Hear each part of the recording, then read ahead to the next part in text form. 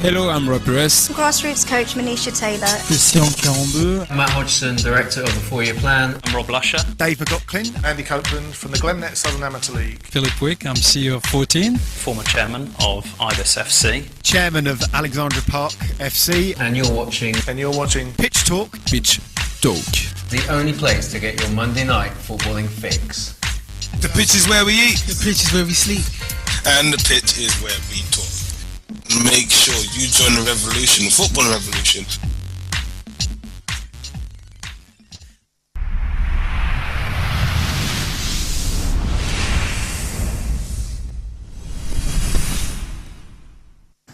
You're watching Sky Sports News HQ, reporting from Westfield, London, with me, straight shooting LJA. And me, the G-Man. Today's headlines. Manchester United boss Louis van Gaal insists he has no regrets about taking the job at Old Trafford this summer. The 63-year-old looks certain to take charge at Tottenham before the call came from Manchester United. And England boss Roy Hodgson is concerned Premier League clubs are too scared to take a gamble on young home-produced players. The summer transfer window resulted in a record 835 million spent by English clubs, but 530 million of that money went to foreign clubs. That's all from us and the Sky Sports News HQ team for now. Goodbye. Goodbye.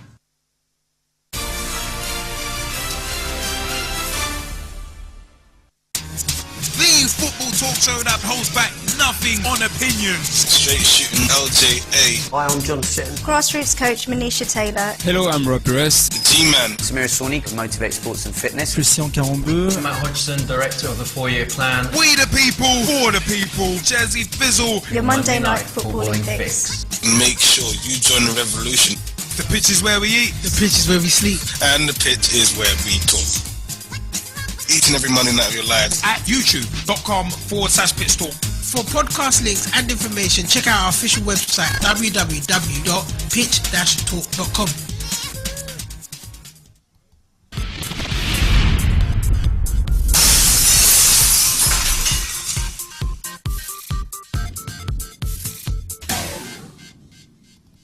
Hi, I'm John Sitton and I'm here with Gavin, Liam and Gerald on Pitch Talk. The football talk show that pulls no punches and holds back nothing on opinions. Hello, I'm Rob Rest. My name is Christian 42. I'm Grassroots coach Manisha Taylor. Hi, I'm Matt Hodgson, director of the 4-year plan. And you're listening to Pitch Talk, the only place to get your Monday night footballing fix. Make sure you join the revolution. The pitch is where we eat. The pitch is where we sleep. And the pitch is where we talk. I'm Andy Copeland from the Glennet Southern Amateur League. Philip Wick, I'm CEO of 14. I'm Rob Lusher, former chairman of Ibis FC. I'm Samira Sawney, co-founder and co-director of Motivate Sports and Fitness. And you're listening And you're listening to Pitch Talk.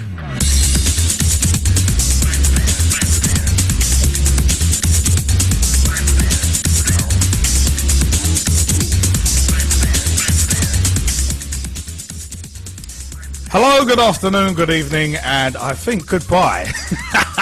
Ladies and gentlemen, boys and girls, children of all ages, straight shooting LJ and the G-Man and Jazzy Fizzle proudly bring to you the football talk show that pulls no punches and holds back nothing on opinions, because the pitch is where we eat, the pitch is where we sleep, and the pitch is where we talk. No, I'm not trying to put on like 3 or 4 different voices at once. It's only me tonight. It's only me tonight. But you know what? I'm all the man you need and then some. but a big hello to everyone on the YouTube feed right now, and hello to everyone, of course, on the podcast as well when the show gets to the podcast. This man and a half is going to be here with you along with the Skypers for the next 3 hours. Live, because it is show time. Woo! Well, that was, man. www.pitch-talk.com for all of the latest on your Monday Night Football and Fix. Find out what we're doing via our website, www.pitch-talk.com. Also, facebook.com/pitch-talk. Become fan, become friend, become member of the group. Join the footballing revolution. We are working so hard to create. myspace.com/pitch-talk. pitchtalk.blogspot.com. And also .co.uk as well. Either of those will get you to the blogs by yours truly, straight shooting LJA, the G-Man, Jazzy Fizzle, and many others, including Dave Meir, aka Mearsey on Twitter. and many more. Many more, including Big T, aka Thomas Hewitt. Always throw them T's up for him. And a lot more. And a lot more. You know what? It is one of them ones, baby. We'll be getting to that pay window. Dusty Rose is back as QPR hosts Aston Villa down there in Shepherd's Bush, baby. Down there in Shepherd's Bush in the Barclays Premier League, baby. It's 0-0 still. Yep, it's still 0-0 between those two teams, baby. It's 0-0 between QPR and Aston Villa. About 6.5 minutes gone. So, 0-0 in that match. So, well, them ones, man. You know what? Also, I'd like to say, twitter.com/Pitch Talk or @Pitch Talk on Twitter as well. That is where you can tweet with us, follow us, and see what we are up to. Also, the mobile's there, the mobile's on. Yep, it is definitely on. Yep, there we go. You can see the screen lighting up. It's on. 07535804466 is the mobile number. And Pitch Talk 1, we are on Skype as well. You know what? We will be having a couple of special Skype callers later on in the show. One of those will be the editor of Thin White Line magazine. So big shout out to thinwhitelinemagazine.com, facebook.com/Thin White Line magazine. And also at Tweet White Line on Twitter as well. Remember, Thin White Line magazine have their own podcast on their website as well, so check that out. Also, we will be having a guest. We mentioned last week about an event called Time to Change. We will be having Dr. Colin King, the founder of the Black and Asian Coaches Association, on later on in the show. We've got a special feature, Future of the Game, coming up later on, as well as all the usual stuff, results analysis, general talking points. The grassroots segment is jam-packed tonight with a lot of stuff. What's up with that? Stuff of the week. Everything that makes up your Monday Night Football and Fix. Remember, it is we the people for the people. We're also Pitch Talk Live on Google Plus as well. You know what? It is one of them ones where we do have a couple of people in the Skype chat. We got Tom Woods, we got Mike Harniman, we got Russ Vernon, and we got Sam Greenham returning as well. So we got a few peeps in the Skype chat. As it's about 9 minutes gone, and QPR 0, Aston Villa 0 is still the latest score. So, you know what? I can hear everything around me, and I can hear it all so clearly. It's so beautiful. But you know what? Woo, it's fun. Big time shout outs to Motivate Sports and Fitness, at Motivate SF on Twitter, www.motivatesportsandfitness.com. Also, a big shout out to Girls on the Ball, at Girls on the Ball on Twitter, and www.girlsontheball.com. We do have a Pitch Talk meet coming soon with Girls on the Ball, so it's one of them. Must keep your eyes out for that. Also, big shout out to www.classongrass.com. We also have a Pitch Talk meet coming out very soon with Sohail Raymond, the world's first wheelchair-bound, fully qualified football coach. That is coming soon. Keep your eyes peeled. Keep your eyes peeled for both of those Pitch Talk meets releases. You know what? Who I am. Also, a big shout out to the Section 357 show too as well. You know what? It is about that time. It is actually about that time, in particular, to say you know what? Here's one of them ones to go into our first segment. By the way, our regards from Jezzy Fizzle and the G-Man who couldn't be here tonight. By the way, big shout out to Mo Hosseini and also Jack Hitman Hinchin as well. Big shout outs to everyone. You know what? It is time for us to go into the first segment of the show, which is...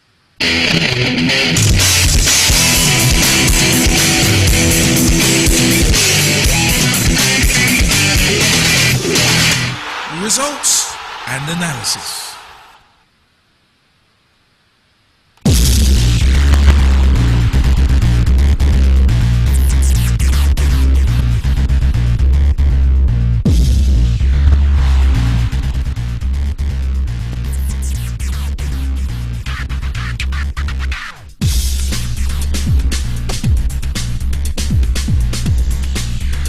goats and analyses. Definitely.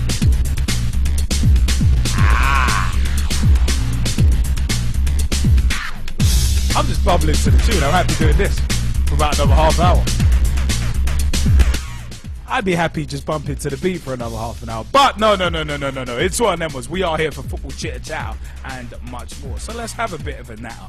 Because the first result that we are actually going to go into, very first result, baby, that we're going to go into. I keep doing the Dusty Rose impression, just falling into it.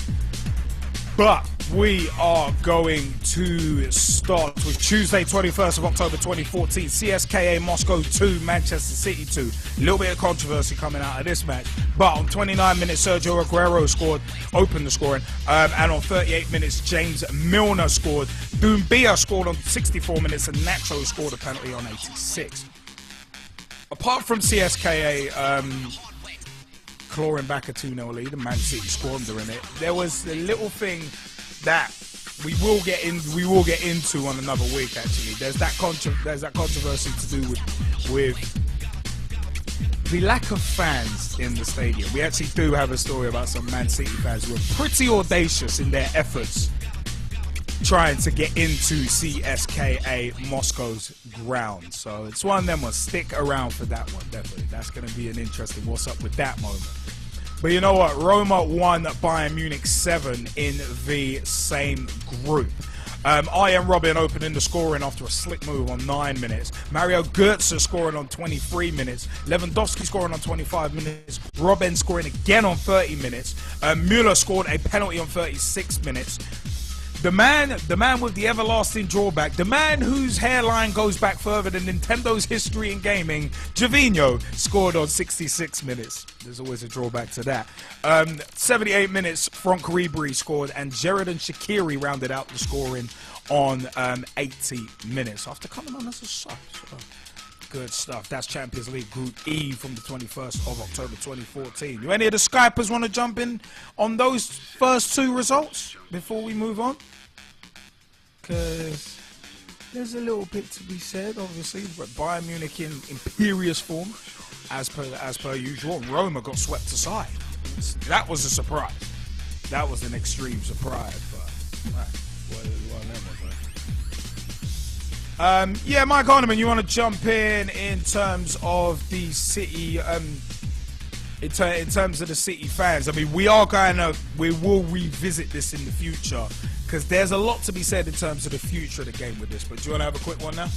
Yeah, just quickly. I think the Man City fans have a right to be there because it's not their club that have actually been in the wrong in the first place. It's the Moscow fans that have, it's the Moscow side of it. So I think the City fans have every right to travel and to see their team. I don't think there's anything wrong with that at all. Well, there is a bigger side to it because if the City fans come through those turnstiles, then who's going to profit off it? CSKA Moscow. And the whole point of playing games behind closed doors is to hurt the home team. But we'll leave that as that. What if they didn't give the money to CSK then? What if they gave it to somewhere else? Well, you can't really do that then. Well, I mean, like a charity or something like that. Some kind of somewhere else that could benefit. Well, match day revenue is supposed to go to the club, and then so that's the whole point. Because then, if you start doing that and giving that money to charity, then clubs are going to end up breaking the rules just to give money to charity. You could end up with that as a situation.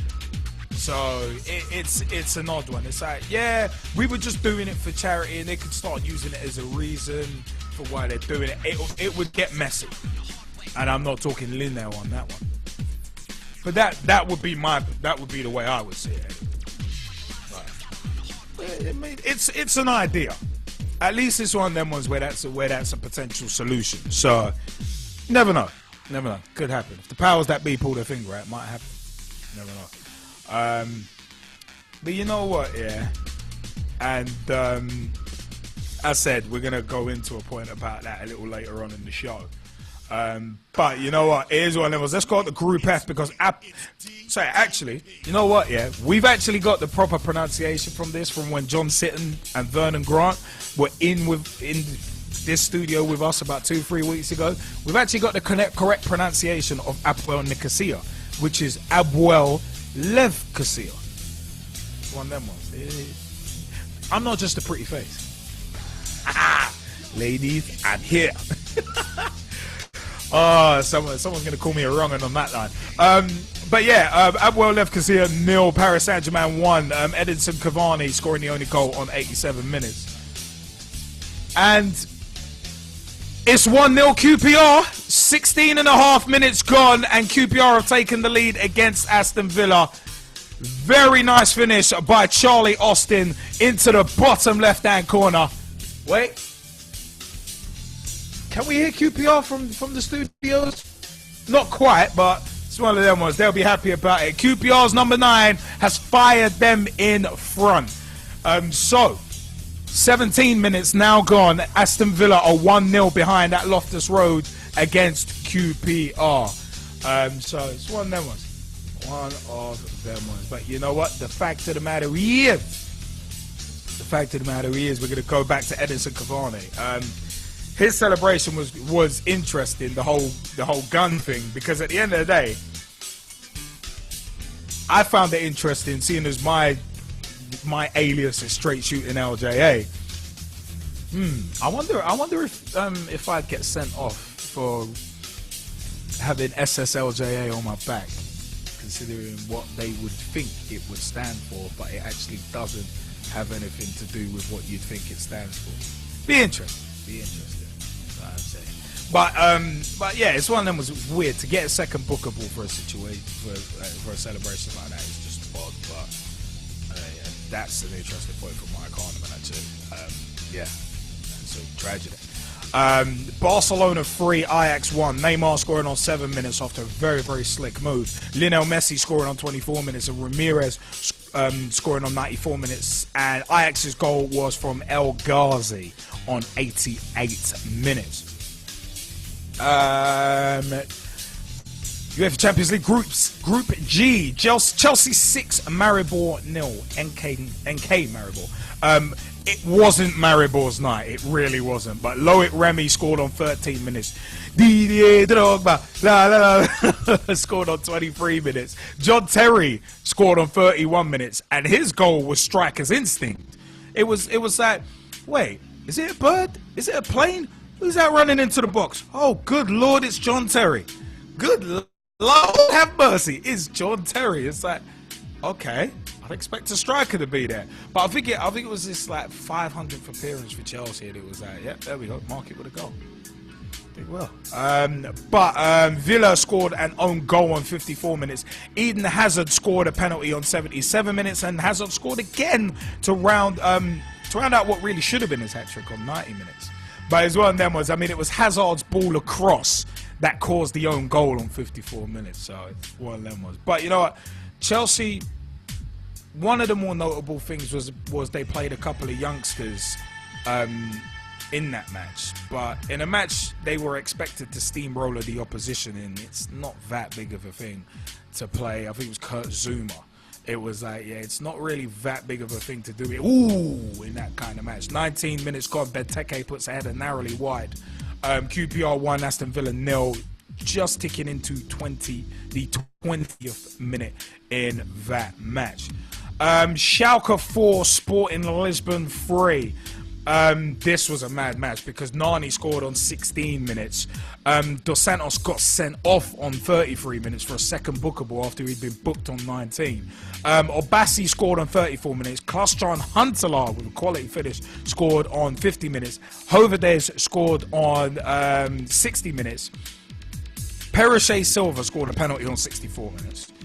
Then he scored again on 78 minutes. But Choupo-Moting on 93 minutes scored an extremely questionable penalty. Pressure penalty, but it was extremely questionable in the award. And Sporting were not best pleased with that. They were not happy at all. But moving on to Group H, Bate Borisov, the Bate boys got turned over. Because in Group H, Shakhtar Donetsk beat Bate Borisov 7-0. Teixeira opened the scoring on 11 minutes. Luis Adriano scored a penalty on 28 minutes. Douglas Costa scored on 35 minutes.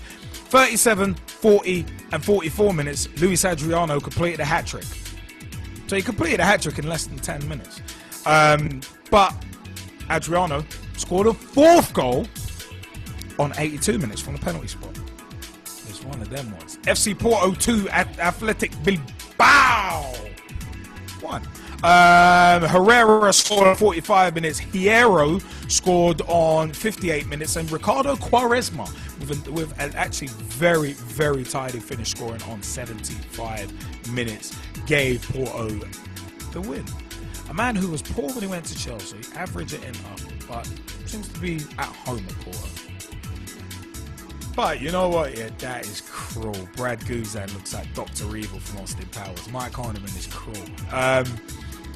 But you know what? Let's shift on to Wednesday, 22nd of October, 2014. Skypers, if you want to jump in, let us know. Remember, you can text us. The mobile is there. The mobile is on 07535804466. Call us, text us, let us know your views on these matches as we go through them. Wednesday, 22nd of October, 2014. It's the 27th today, so I almost said that. Atletico Madrid 5, Malmo 0. Big shout out to a friend of mine and the G-Man's, an ex-colleague of ours, that is Miss Irene Bonilla. She was very happy with this result. Because Koke scored on 48 minutes, Milan Mandzukic scored on 61, Antoine Griezmann scored on 63 minutes, Godin scored on 87 minutes, and Cersei scored on 92 minutes to round out the scoring. One of them was when it got to half-time 0-0, it was like, all right, could Malmo shock here? But Madrid had their chances. They had so many chances, so it's always going to happen. Mike Harniman, what was that you said in the Skype chat about Atletico Madrid? Yeah, I'm just basically just said I watched a bit of that game. I was obviously flicking between that and the Arsenal game was on the Wednesday as well. And I think basically Madrid, like you said, had a lot of chances. Didn't take him in the first half, but then put Malmo to the sword in the second half, and it could have been more than 5. And I think for them, I think it's good that they've kept the majority of their squad together as well. Obviously, they've lost Costa, the main threat, but then obviously they've got a lot of players who can come in and fill his boots as well by the looks of it. And to basically on the back of that, I think they could go on and have quite a good tournament as well. No, definitely. You know what? It's one of them ones where Atletico surprised a lot of people last season. So if they did well this season, they wouldn't necessarily be the surprise package. But it's one of them ones where.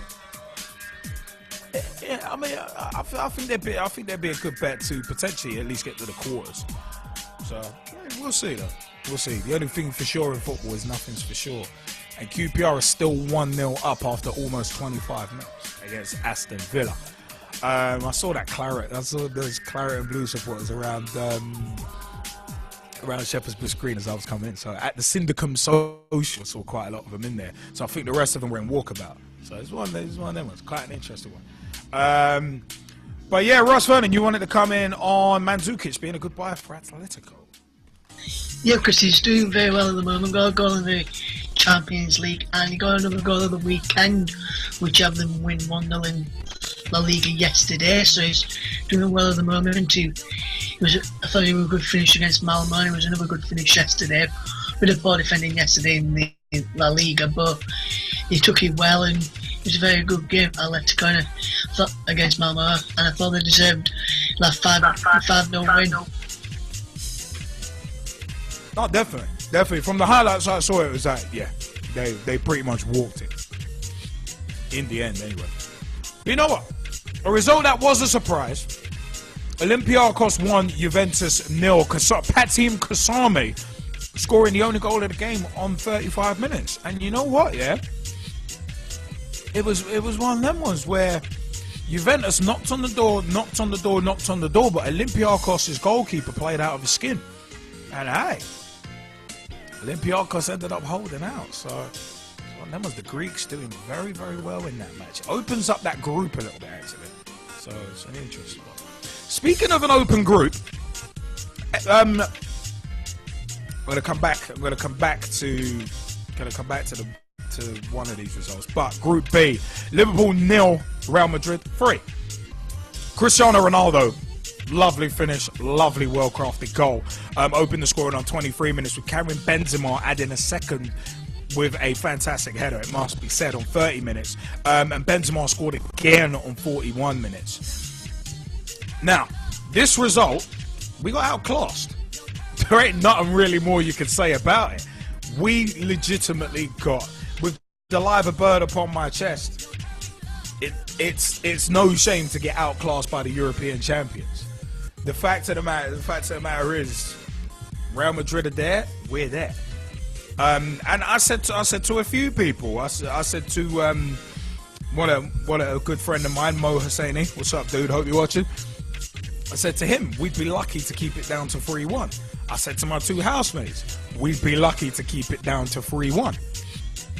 Ended up 3-0. It was one of them ones. We always knew that, being realistic, we're gonna get beaten by Madrid because they are that damn good. I mean, look how much they spent in the summer transfer window. I mean, James Rodriguez cost them 60 mil, so it's like, all right, look at the caliber of player they have going forward. But for the first 20 minutes, we were the better team. But the thing is, a match is not won over 20 minutes, it's won over 90 plus. So, it was one of them ones. But Toni Kroos was one of them ones where he was, for me, most of the time he was on the periphery of the game. But his assist for Benzema's goal, can't take that away from him. The Balotelli thing, it's much ado about BS for me. It's one of them ones. All right, yeah. Swapping shirts at half-time does not look good, and it's the wrong time, and it's the complete wrong time to do it. All you're going to do is going to risk the ire of the fans. But the fact of the matter is, it was surprising he picked Pepe out of all people to swap shirts with at half-time. But leaving that aside, it's a case of, I think a lot of people, a lot of fans, and a lot of the parasitic media, as I call them as well, hash parasitic media, let's get that one trending. Along with hash Javinho drawback. But basically, a lot of people were almost using the Balotelli shirt swap thing to deflect from the fact that, it was just using Balotelli as a scapegoat. I mean, yeah, there are moments where, even the match against Hull, which we're coming to later, there were times where he was making those darting runs, he was making that effort. But obviously, with the parasitic media being the way it is, and they just want to get on someone's back and make someone a scapegoat, and also a lot of fans fall into that trap as well. It's one of them ones, it's like, oh, Balotelli's not doing anything. Oh, he's not doing anything. And it's like, all right, zeroing on everything bad. But then when he does something good, oh yeah, but he should be doing that more. And it's like, oh, God. I always thought it was a case of what Paul Heyman used to say in ECW, accentuate the positives, hide the negatives. Or at least criticize the negatives constructively. That's what I would say. But one of your first OWRs of the night there. But the fact of the matter is, as I said, we got outclassed. We got outclassed by purely a better team. We were only better for the first 20 minutes. We didn't punish. Coutinho before half-time smacking the post as well. It was like, ooh. But it wasn't to be. It wasn't to be. I mean, Maribor had the same thing where they smacked the post. It was like, nah, it's not your night, son. You got them in the Bernabeu in a week. That's got to be interesting. But that result wasn't as bad as it could have been because Ludogorets Razgrad beat FC Basel 1-0. And FC Basel on 18 minutes actually had a man sent off. But Minev on 91 minutes. I think there was a foul in the build-up to this, and it was a silly foul to give away. But the fact of the matter is, Minev's finish, it was that sent the Ludogorets guys just into raptors, and they held on for the win. So the way the group is now, the way the group is, I think it's Madrid on 9 and everyone else on 3. So it's an extremely tight, it's an extremely open group. So you've now got 1 of 3 teams that could go through. But I always did say when that draw was made, Ludogorets, don't underestimate them because they're the unknown entity. They took Madrid to the limit, and also it's one of them was Basel. Can't be underestimating them either. Alright. One of them ones. Russ Vernon, you wanted to jump in on Liverpool Real Madrid though? I did, Links. I was watching it with my dad and... By the way, I warn you, keep your words soft and sweet because you may have to eat them later. Yeah, I will do, Liam. As I was going to say, I was watching the game with my dad because I had Arsenal game on the computer at the same time, watching both games. And like I said, like I asked you your thoughts, my dad actually said same as you. Liverpool were good for the first 20 minutes and last 25 you were pretty poor in the first half.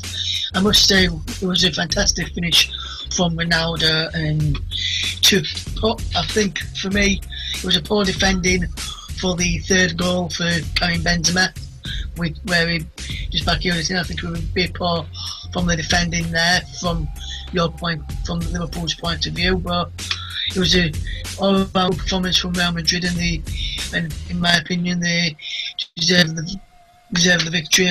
And like you said, Liam, you didn't punish him enough in the first 20 minutes. If you put some of them chances you had in the first 20 minutes, could have been a different story, but Liverpool didn't, and Real Madrid punished you for that with a fantastic opening goal for Ronaldo. I was looking at in-play odds for betting him, and I went to my dad, who do you reckon is going to score next? He went, Karim Benzema. And if he had put a bet on, as soon as he said before Benzema scored, Real Madrid second, if you put a pound, I think he said he would have put a pound on, he could have won £7 back, so it was 6-1. The odd at the time for Benzema to score the next goal. Well, you know what? Yeah, with Benzema's header, yeah, no one was picking up on the far post, but it was the pressing. It was the pressing as well. Not the pressing, the pressing. The pressing is just, it's not there from us this season like it was last season. Not the pressing, the harrying, the high tempo game as well. It's just not there. It's just not there. But this is a different team to what it was last season. Speaking of that, actually, Villa were really pressing for a goal, and Robert Green had to dash out of his goal a bit ago as well. But we're always going to get outclassed by the better side. But you know what? Let's move on to Champions League Group C. Bayer Leverkusen 2, Zenit St. Petersburg 0. Excuse me. Donati opened the scoring on 58 minutes with Papadopoulos scoring on 63 minutes. You can guess where Papadopoulos is from with that name. But yeah, Nascimento Borges got sent off on 79 minutes. Monaco 0, Benfica 0. Lopez got sent off. It was a second bookable, along with Borges' one as well, was a second bookable as well.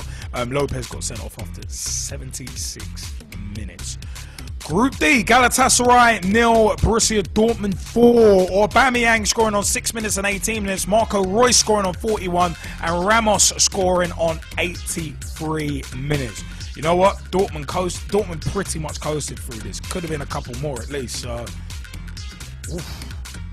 gotta give them the credit on that one. They coasted through this match and they looked in ominous form. So the return leg is going to be interesting. Speaking of the opposite of ominous form, Anderlecht 1, Arsenal 2. Najar scored on 71 minutes, but Kieran Gibbs with a lovely side-footed finish scored on 89 minutes, and Lucas Podolski on 91 minutes was the right man in the right place at the right time to pop up in the 6-yard box and smash that ball home. Fact is, Anderlecht should have been out of sight. They should have been out of sight in the first half. But it's one of them ones. They ended up getting punished for it. Mike Harniman, as a gooner, what do you reckon of Anderlecht 1, Arsenal 2? Yeah, I thought we played really poor, really poor. I thought Podolski and Gibbs got us out of jail with that game. I think if we hadn't got something from that game, our group would have looked completely different to how it does now, and we would have had a real struggle to get out of that group. And I think Wenger's tactics are a bit wrong as well. Sticking with Monreal playing at centre back, and I'm not sure that he has the cover there to sort of cover for when Koscielny's injured, obviously. But I don't know why he didn't put Bellerin on and put Chambers to centre back, because I'm pretty sure Monreal was at fault for their goal, to be fair. But it is a case of who would you put instead of Monreal there then? I've just said it. Play Bellerin at right back and put Chambers. You've got to do that. But you trust Chambers there though. That's the only thing. Isn't that kind of throwing him in at the deep end? Someone like Monreal. Monreal is a good player, good cover for if Kieran Gibbs is out at left back, which obviously he's took a knock this weekend. So it looks likely that that's going to be happening this weekend anyway. He's going to have to go with Bellerin at right back. No, you know what? Yeah. I mean, it's interesting. Russ has asked, do you remember what you said to him on FB? Mike, do you remember? I actually don't. If you can just remind me, or if you want to jump on. I don't remember. Russ, what was said?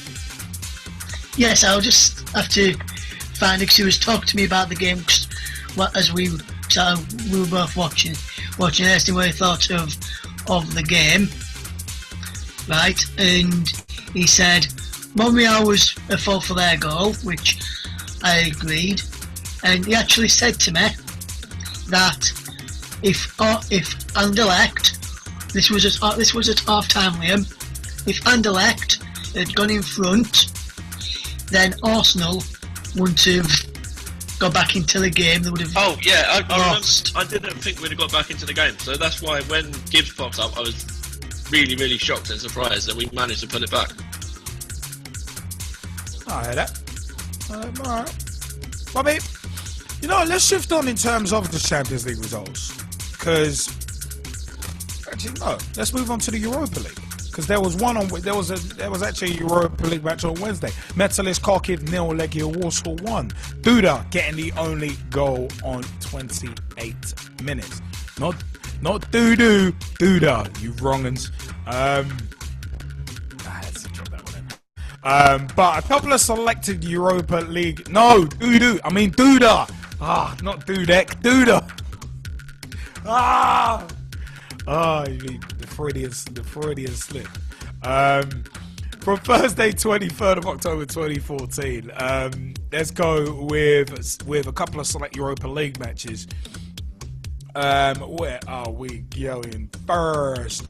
Let's go in Group C. Tottenham 5, Asteras Tripolis 1. I actually said to someone that Asteros Tripolis kind of sounds like a bootleg pharmaceutical company. But it was one of them. It kind of does to me. But yeah, Harry Kane scored on 13 minutes, and Eric Lamela scored a quality goal, it must be said, the Rabona goal on 29 minutes.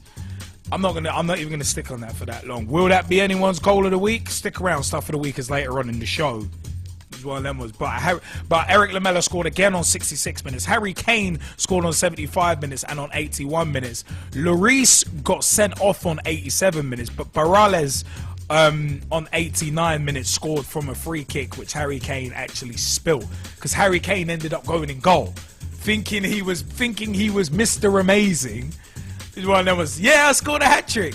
Oh, we need a keeper. Bugger it, I'll go in goal. Yeah, and then the free kick, he kind of dribbled in. All I could think of with that free kick, even I would have done better on that one. So it's one that, and I'm not a goalkeeper. For those who keep tabs on the grassroots segment and play for the Ibis, I am not a goalkeeper.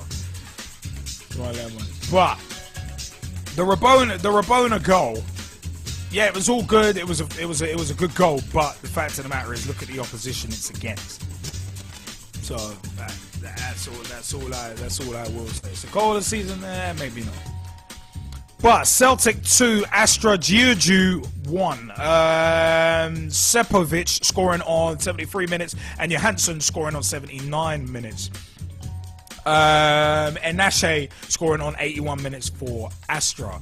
And you know, that is England's #1 Harry Kane. That would be funny putting him in goal. But another Europa League match, Lille 0, Everton 0. The only real thing to come out of this match is just the controversy, really, about what happened with the Everton fans basically a lot of them being assaulted out there was not good treatment. I'll put it that way. And Russ, did you want to jump in on these select Europa League matches? Yeah, I did, Liam. See, I watched the Tottenham game and the Everton game on Thursday, and for me, Everton were good. I thought they could have scored a couple of chances, which they had, but Leo defended well, and they look a good side as well. Good threat for Ligue 1 in France.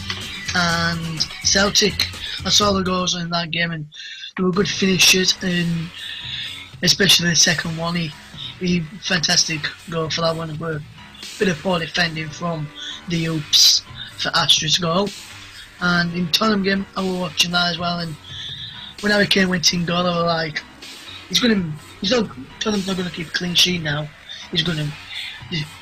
Astros is going to score here, and he actually did. And I also was keeping an eye out on the Inter Milan game. With them playing Saint Etienne, former Leeds man Max Gradle playing in that one for Saint Etienne, and I thought they had a good. Saint Etienne played well against Inter. That was a 0-0 draw in Group F. Ah, cool. It's one of them ones. Always keeping an eye on ex-players. It's always fun. You know what? Yeah. Actually, I want to give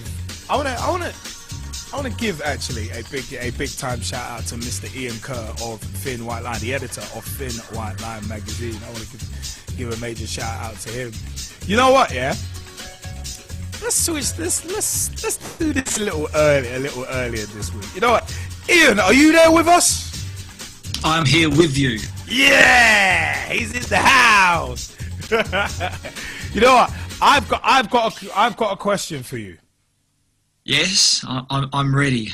The world is waiting. What is your question? Oh, that's what I was going to ask. Are you ready? Ian, are you ready? Gladiator, ready. Pitch Talk fans are live on YouTube and also on the podcast as well. Are you ready? We're almost waiting for someone to answer back. Then, for the thousands in attendance and the millions listening live and watching via YouTube, this handsome, straight-shooting face. Oh, let's get ready for an A-League roundup. You know what? I'm going to give you the music. I'm going to give you the music. I'm going to give you the music for it. And you know what? Where is it now? Where is it going? You know what, yeah? It is one of them ones. Let me give you. Oh, you didn't know? Ian's going to tell you about A-League football.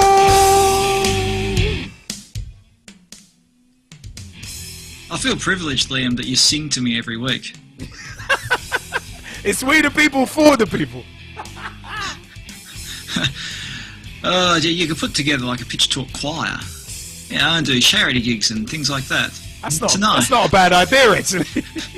Hey, if we're going to sing badly, we may as well sing badly for a good cause. Appearing Saturday night at Streatham Bingo Hall, the Pitch Talk Choir. Featuring all the hits of Straight Shooting Liam, blah, blah, blah. Yeah, there you go. It writes itself. Kerbal Rado Mill Strike Court, definitely.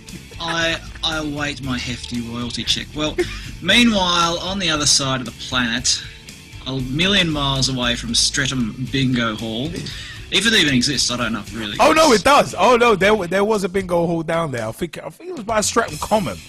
Right. No, that was the Mega Bowl. That's it. That's all. Bingo hall. Oh, the troublemakers that would gather at the bingo hall. You know. Hey, you used to have ECW there. Gyro checks. Anyway, let's move on. Let's stick to the topic at hand, which was the latest round of A-League matches. Now, I mentioned last week that there was talk that David Villa might be going back to New York early. Do you all remember that? Oh yeah. Well, it's happening. He is going back to New York early. So the plan had been that David Villa was going to play a 10-game guest stint in the A-League. And Melbourne City, the club that's owned by the same group of dudes that own Manchester City and New York City, etc., were basically selling their memberships based around the fact that David Villa was going to be playing 10 games in the A-League. Now, that's pretty big news, for a league like Australia. It's stepping away from the A-League being an elephant's graveyard, which is what it used to be. All these players would come over from Europe and their knees were crocked and they could barely run, and they'd look for a last payday. I mean, Romario, for example, for those of you who might not be aware of this, Romario came over and played a few games in Australia when he was trying to notch up his 1,000th goal to try and match Pele's record, right? The disputed 1,000th goal that we're not even sure actually stands or where it happened. Well, I think, some of them might have been scored in his backyard against his dad when he was a little kid. But hey, they count, all right? They count. Those are the ones that mean the most. Bugger World Cups, bugger USA 94. The goals in the backyard always count. I think that is exactly what they said. I believe that's what Sepp Blatter says. He says, look, bugger that. Anyway, so getting back to David Villa, we've gone down a path here, Liam. I don't know how we've done it, but let's try and extricate ourselves from this sticky mess. David Villa has basically said, he's going to go back to New York well before the end of his stint. But he did at least manage to play on the weekend, because the weekend saw the Melbourne Derby. So the Melbourne Derby was Melbourne Victory versus Melbourne City, and whilst Melbourne City were 2-1 up in the first half, they managed to lose 5-2. That's a bit of a turnaround, and let's put it this way, David Villa had 8 touches in the second half, so who knows if his heart's really in it. One other little thing from the weekend, without boring you all to tears with the ins and outs of every single match, just a couple of little things. One is that the Asian Champions League final is being contested at the moment. Now, which is basically the Asian Federation's equivalent of the UEFA Champions League. You got to remember that the Asian Federation goes from the Middle East through to Japan and then down to Australia. So it's a pretty darn big federation. And the first leg of the final was contested on the weekend. An Australian team is in the final, Western Sydney Wanderers. They won 1-0 at home against Al Hilal, who are from, I think they're from Saudi Arabia off the top of my head. So the first leg's been played, the return leg will be played soon. No Australian team has ever won the Asian Champions League, but we've only been contesting it for the last few years, so it's not entirely unforeseen in that respect. So there you go. They're the two main talking points from the weekend. David Villa definitely going, and Western Sydney Wanderers have won the first game in the two-legged Asian Champions League final. Are there any questions, children? Ladies and gentlemen, boys and girls, children of all ages, are there any questions? And Mike Harniman, have you got a question for Ian? I have, actually. It's about this David Villa situation, and the fact he's going back early, even though he's not going to be playing any football in America, and he's got nothing to do there until they actually set up the team in January. That's a very good point. Yeah. Will he end up coming back?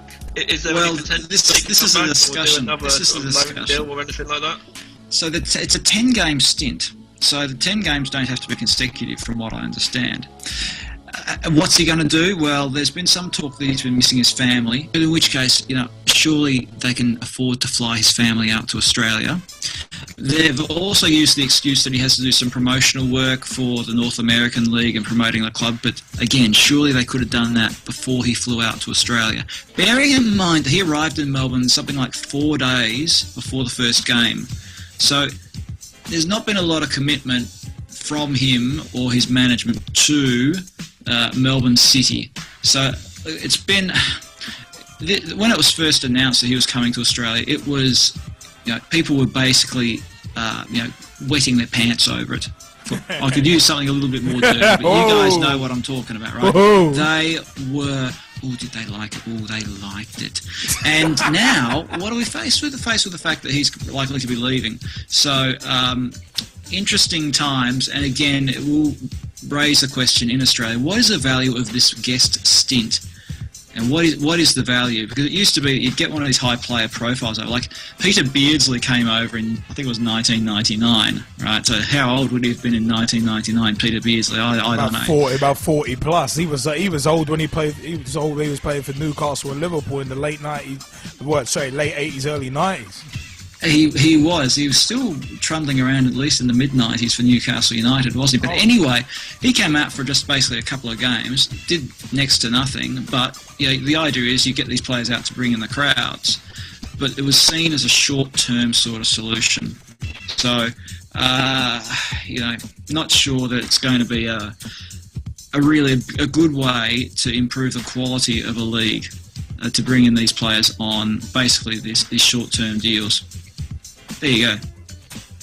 Yeah, just a quick one again. I just want to jump back in here quick and just sort of say, obviously I've just said that it's a loan deal and it could still be extended. He could kind of come back over again. And you said about some sort of promotion stuff as well. So wouldn't he be able to sort of promote the Australian League and the team and promote it to different fans out in Australia to kind of follow him when he leaves? You're talking too much sense. I'm sorry, but common sense has no place on a football show.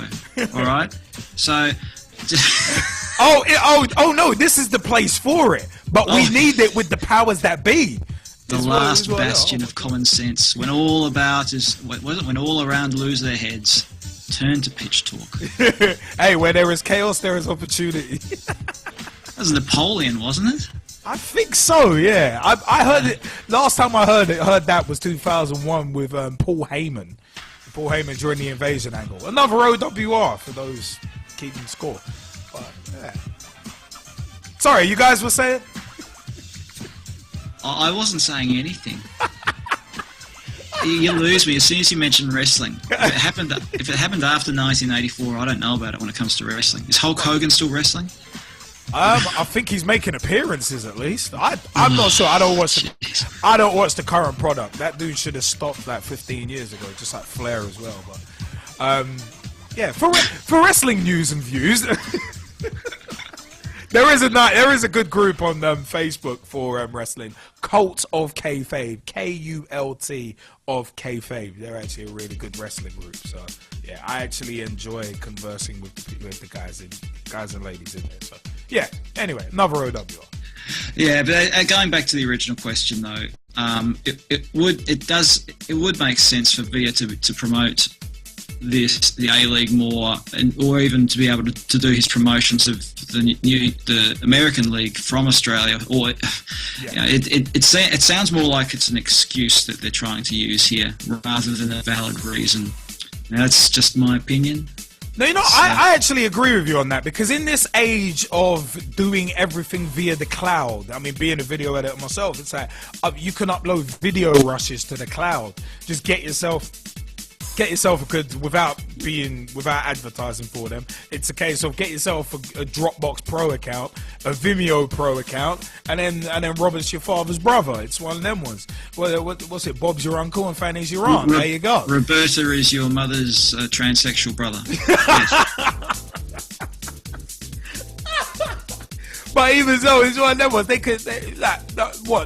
You're telling me they couldn't find an Australian freelancer who could... cloud. You know what? The problem was I had a cloud, but Monkey from Monkey Magic, he took the cloud and he flew off on it. So you got to make sure when you get a cloud that it's not being used by an ancient Japanese hero. So just be aware. Because I'm thinking to myself, in this time of being able to do everything on the cloud, you can back up everything. You can back up everything from your mobile phone. You can upload video rushes.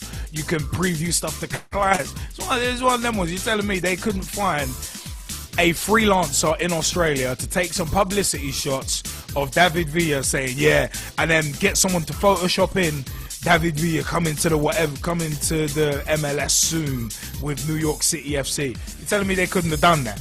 And it looked that sounds far too complicated for us Australians. And it looked better as well, because you could go out to a nice little beach and do it. You could go by the amphitheatre in Sydney and have that nice backdrop. It's like David Villa returning home soon or a gimmick like that. Easy. Very easy. But anyway. You've missed your calling, Liam. Well, I'm a video editor by trade, so I kind of think of some of these things. But yeah, I'm not organisational at all. But by the way, actually, QPR Aston Villa is 1-0 to QPR at half time through Charlie Austin's goal, and that second half is going to start soon. But we are still with the A-League roundup, and Ian, what can we look forward to next week from the A-League? You know, you've caught me unprepared there. I've absolutely no idea what the matches are next week. But with only 10 teams, there's not a lot of variation. It's a short season. It goes for 27 games plus finals. So someone's playing at home to another team and on the Friday night, and then on I can look it up. And can you ring me back later? I don't.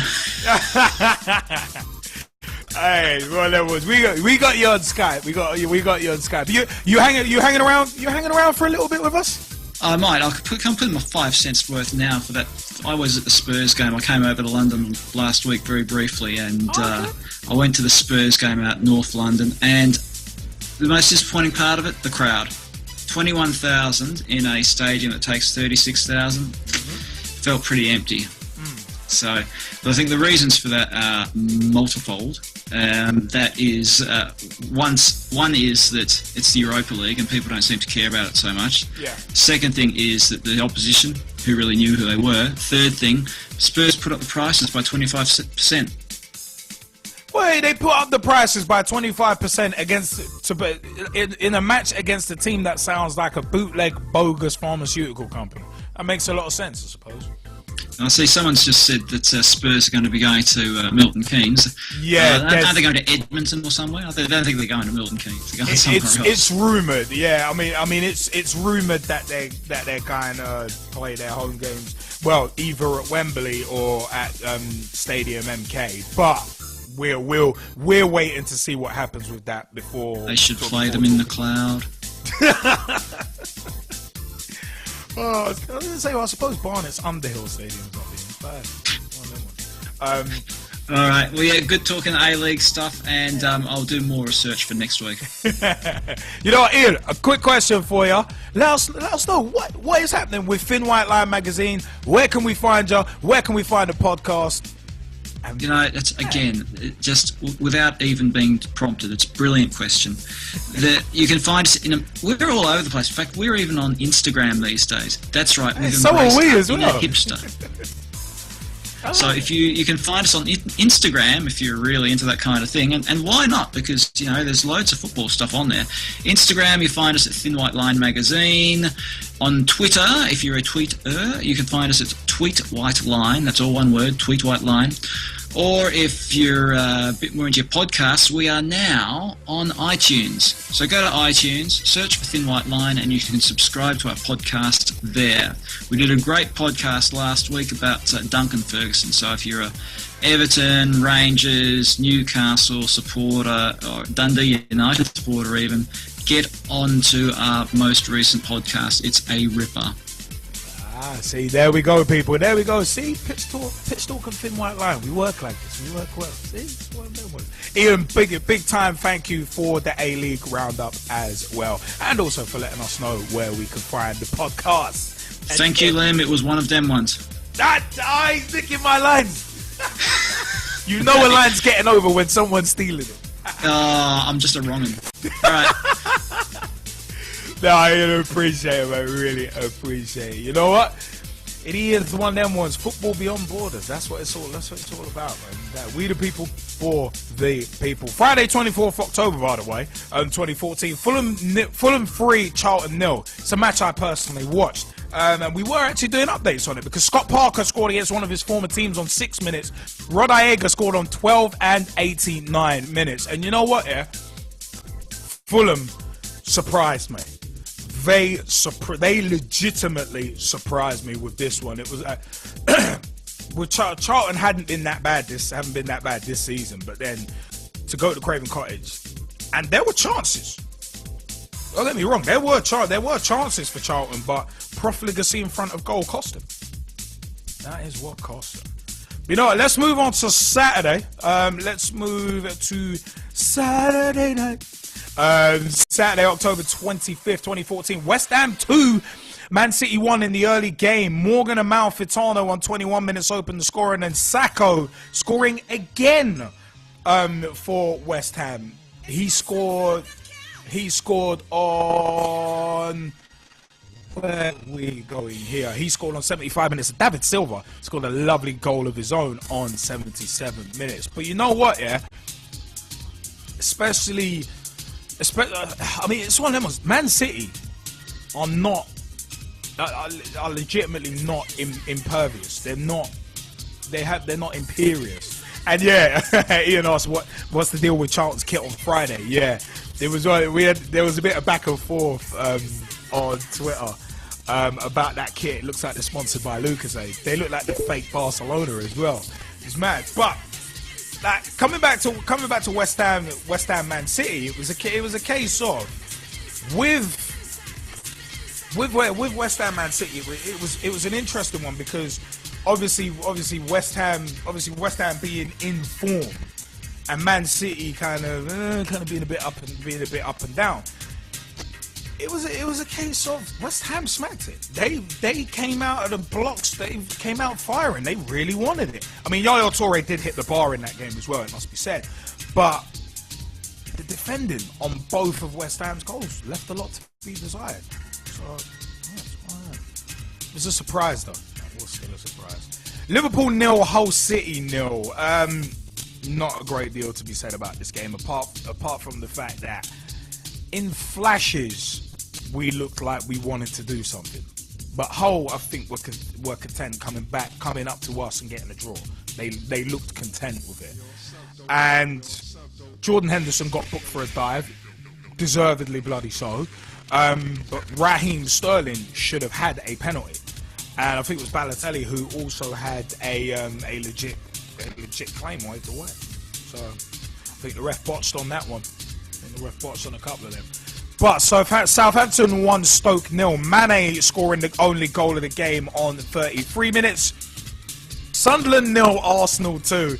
And Sanchez's goal on 30 minutes was funny because of the mistake from Wes Brown. That kind of mistake can happen to anyone. But the second goal for Alexis Sanchez on 92 minutes. Oh my God. Oh, Manone was I had to show it to one of my housemates because I literally belly laughs on that goal. It was like, oh my God! It was belly laughs on that Sanchez's second goal because it's like you see Manone take a touch, then take another one and almost fall over, and it's like, oh no! It's like, oh, is it match fixing again? Is he giving Arsenal goals? Has he got 2-0 on his betting slip? It was crazy. It was crazy. I mean, Mike Harniman, as a gooner, you want to jump in on this one? I think it was just Vito still loves Arsenal. As simple as that. Like, he's still got a bit of Arsenal in him. Oh, Vito loves Arsenal. Oh. It's literally, it's got to be that. Because obviously he was one of our old goalkeepers anyway. So, to be honest, I thought we got out of jail again. I thought, on the back of Sunderland's performance the week before when they got beat 8-0, I really thought we could have gone there and done a job on them and beat them at least 5 or 6. I know they're a different proposition at home and everything like that, but yeah, because they were unbeaten at home. Yeah, our performance wasn't there. I thought we got very lucky with the goals. If that was a better side like a Villa or someone like that who can defend and sort of not make these silly mistakes, we'd have come away with a 0-0. But then you did come out with the 2-0, and at the end of the day, all right, both goals were pretty much given to you, but still, at least you got the 3 points. West Brom 2, Crystal Palace 2. Breda Hangeland scoring on 16 minutes. Jedinak scored a penalty on 45 plus 1. Zaha actually got brought down and should have had a penalty. That didn't get given, inexplicably. But Anichebe scored on 51 minutes, a goal that legitimately shouldn't have stood. Because Speroni Michael Dawson elbowed Speroni in the face before the ball got put in. And he led with his elbow. And it's one of them, I don't know how that wasn't seen. And Speroni legitimately he had to come off for Wayne Hennessy. He legitimately had to come off because dude got elbowed in the face. It's like, I don't usually agree with Neil Warnock. I think he's a bit of BITC. You can feel that one in. But Saido Berahino's penalty on 93 minutes, it was one of them. It was a good penalty, it must be said. But those turning points for Palace, Zaha not getting a penalty, even though it was a stone wall. I think Dawson was involved in that one as well. But I mean, with that, it was just. I think it was Jedinak who actually gave away the penalty that Berahino scored. And it was one of them ones, all right, yeah, that got no problem with. He got wrong side, lunging in, fine. But it was just that Anichebe goal that stood. How is that standing? When that dude's leading with his elbow. I don't get it. I mean, Rusty, do you want to jump in on this? Yeah, I did, Liam, because I actually saw the incident. Said he was actually out for the middle of the weekend, so you only saw it on the heights. And I'm surprised he didn't get sent off on this. And I just want to say, it's not Michael Dawson, it is Craig Dawson. That's Craig Dawson. It's one of them because the other one plays for Hull. Yeah, the other one. But yeah. Carry on, please. And I thought the first penalty, it was a definite penalty for both Crystal Palace and West Brom. And I thought Vernon had a good game again and could have had a couple of goals in that one in the game between West Brom and Crystal Palace. And going back to the Arsenal game as well, I thought my man said Arsenal were very lucky. The second goal, I must say, so again yesterday I was like, why is Milanic just passed it straight to Sanchez? It's like, do you think you're playing for Arsenal again, Milanic, and you want Sanchez to run downfield and put it in the net, and then you realised, oh no, I'm not playing for Arsenal, I'm playing for Sunderland. Just go say on that, but I'll let you move on swiftly. Well, we did it the week before with Tadic. It's like, yeah, here you go. Oh. Yeah, he did as well. I remember that, and I thought, he's doing it again. He's thinking he's playing for the opposition team and just passing it straight to him, and they're like, wait a minute, I'm Sunderland, he's Arsenal. Oh no, and time he's realised, pulls him back and then also celebrating. Well, you know what? Mike Harniman wants to jump in on this. Then we've got to move on because we've still got a few more. Yeah, I just want to jump back on the Arsenal game. It's just so refreshing to have someone like Sanchez who can actually put away chances that are given to him on the plate.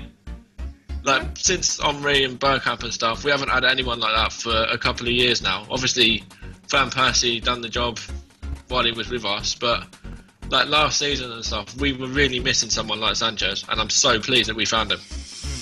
No, I hear that. £32 million, you better be pleased. But you know, at the moment, Sunderland have to be getting the rating of for all these mistakes. Minus 5 stars. Because their fans have got to be thinking, I don't know what the hell's going on here. Wait a minute. But I don't like it. I don't like it at all. They've got to be thinking that. And I love the fact that Poyet, rocket scientist, yeah, we've got to cut out these mistakes. Yeah, as if that's not blindingly obvious. Anyway, well, let's leave that one alone. I don't want to go on a rant about that. But you know what? A couple more results. Swansea 2, Leicester 0. Wilfred Bonney scoring on 34 minutes and 57 minutes. And you know what? Lovely goals. Both of them. Absolutely fantastic goals.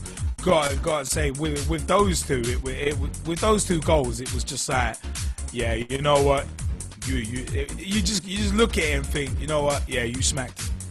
It's like, that's all you can really say. It's like, yeah, you guys, yeah, you smacked it. But you know what? Yeah, there was another little game over the weekend. Another little one. It was quite minor. It was only really watched by about 400 or 500 million people. So a minor little affair called El Clasico. Just a minor match there. 400 or 500 million people watched it. But it was there was Real Madrid 3, Barcelona 1. Neymar opening the scoring in 4 minutes. And Barca were the better team for me first half, but second half, and actually even before the second half, really, I mean, Real Madrid started getting back into the game, and Cristiano Ronaldo scored a penalty on 35 minutes.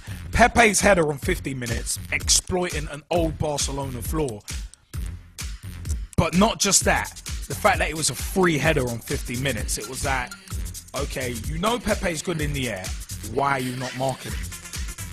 But Karim Benzema on 61 minutes, lovely goal. Fantastic goal. All I can say, hey, Isco, that dude is quick. I never realized how quick Isco was until I saw the build up to that second goal on 61 minutes. And it was like, raw, he is grease lightning. And it was one of them ones. I mean, the build up to the finish itself from Benzema in off the post. Lovely goal. But the thing is, Barcelona looked really, really open on the counter attack. In this match, they looked so open. 54 minutes gone, and Jack Cork has just put one wide for Aston Villa. Still QPR 1, Aston Villa 0. And at the end of the day, that it was nuts how open Barcelona were. But Rakitic for me came on as a sub, did nothing. He came on for Xavi. Yeah, I mean it was one of them ones. Neymar, Suarez, and Messi were pretty bang average. I mean, Suarez got his assist for the Neymar goal after his cross from the right, but pretty much average as a front three. But that was the first time that front three is playing together. You can see there's bigger things to come from that front three. But hey, Madrid did well. Got to say Madrid did well. But it is one of them ones where it was interesting. I mean, Mike Harniman, did you watch El Clasico? Oh, I did. I thought it was a brilliant game. I agree with you 100%. I thought Barcelona edged it first half for me. I think Madrid did sort of start getting back into it as the half went on, but I think if Barcelona could have held out a little bit longer, then they could have won that game. It was a bit sloppy the way they gave away the penalty, I thought, as well, which was taken really well by Ronaldo. And on top of that, I think Madrid deserved it overall. But to be honest, like you're saying, it is kind of, I'm going to agree with everything really, because they were left really open on the counter-attack. I mean, it's one of them ones. I mean, if any of our other Skypers want to jump in on this, let us know as well. Remember, 07535804466 is the mobile number if you want to call and give your view or text your view as well. Russ Vernon, you want to jump in about El Clasico? Yes, I do, Liam, because he actually called this game on delay because when he started, it was on the way back from Leeds, so just keeping an eye out on the phone with the scores as I was coming back. And I thought, like Mike said, and you said, Liam, Barcelona were the better team in the first half. But once Ronaldo scored that penalty, and then Pepe scored the header at the start of the second half for Real Madrid, I thought Real Madrid were in control from that. Cruz looked a good player again, like he did against Liverpool in midweek. Same with Isco. Even though Bale is out injured at the moment, they've still got players who can replace him in Isco. He had another fantastic game, especially in the second half against Barcelona, and created chances. And Benzema took his goal well for the third goal. So Real Madrid are looking good, and in attack, and they've got good players in there with James Rodriguez as well, and Ronaldo and Benzema, and Bale's back, Bale and Isco. They've got good players who can play in that forward line. Modric had another good game in defensive mid, I thought, especially in the second half, and he's very tied to the top of La Liga at the moment. He's just tied by about a point, I think it is, at the top of La Liga, with Atletico winning on Sunday, who's now level 1 points with Barcelona at the top of the table, so it's very tight.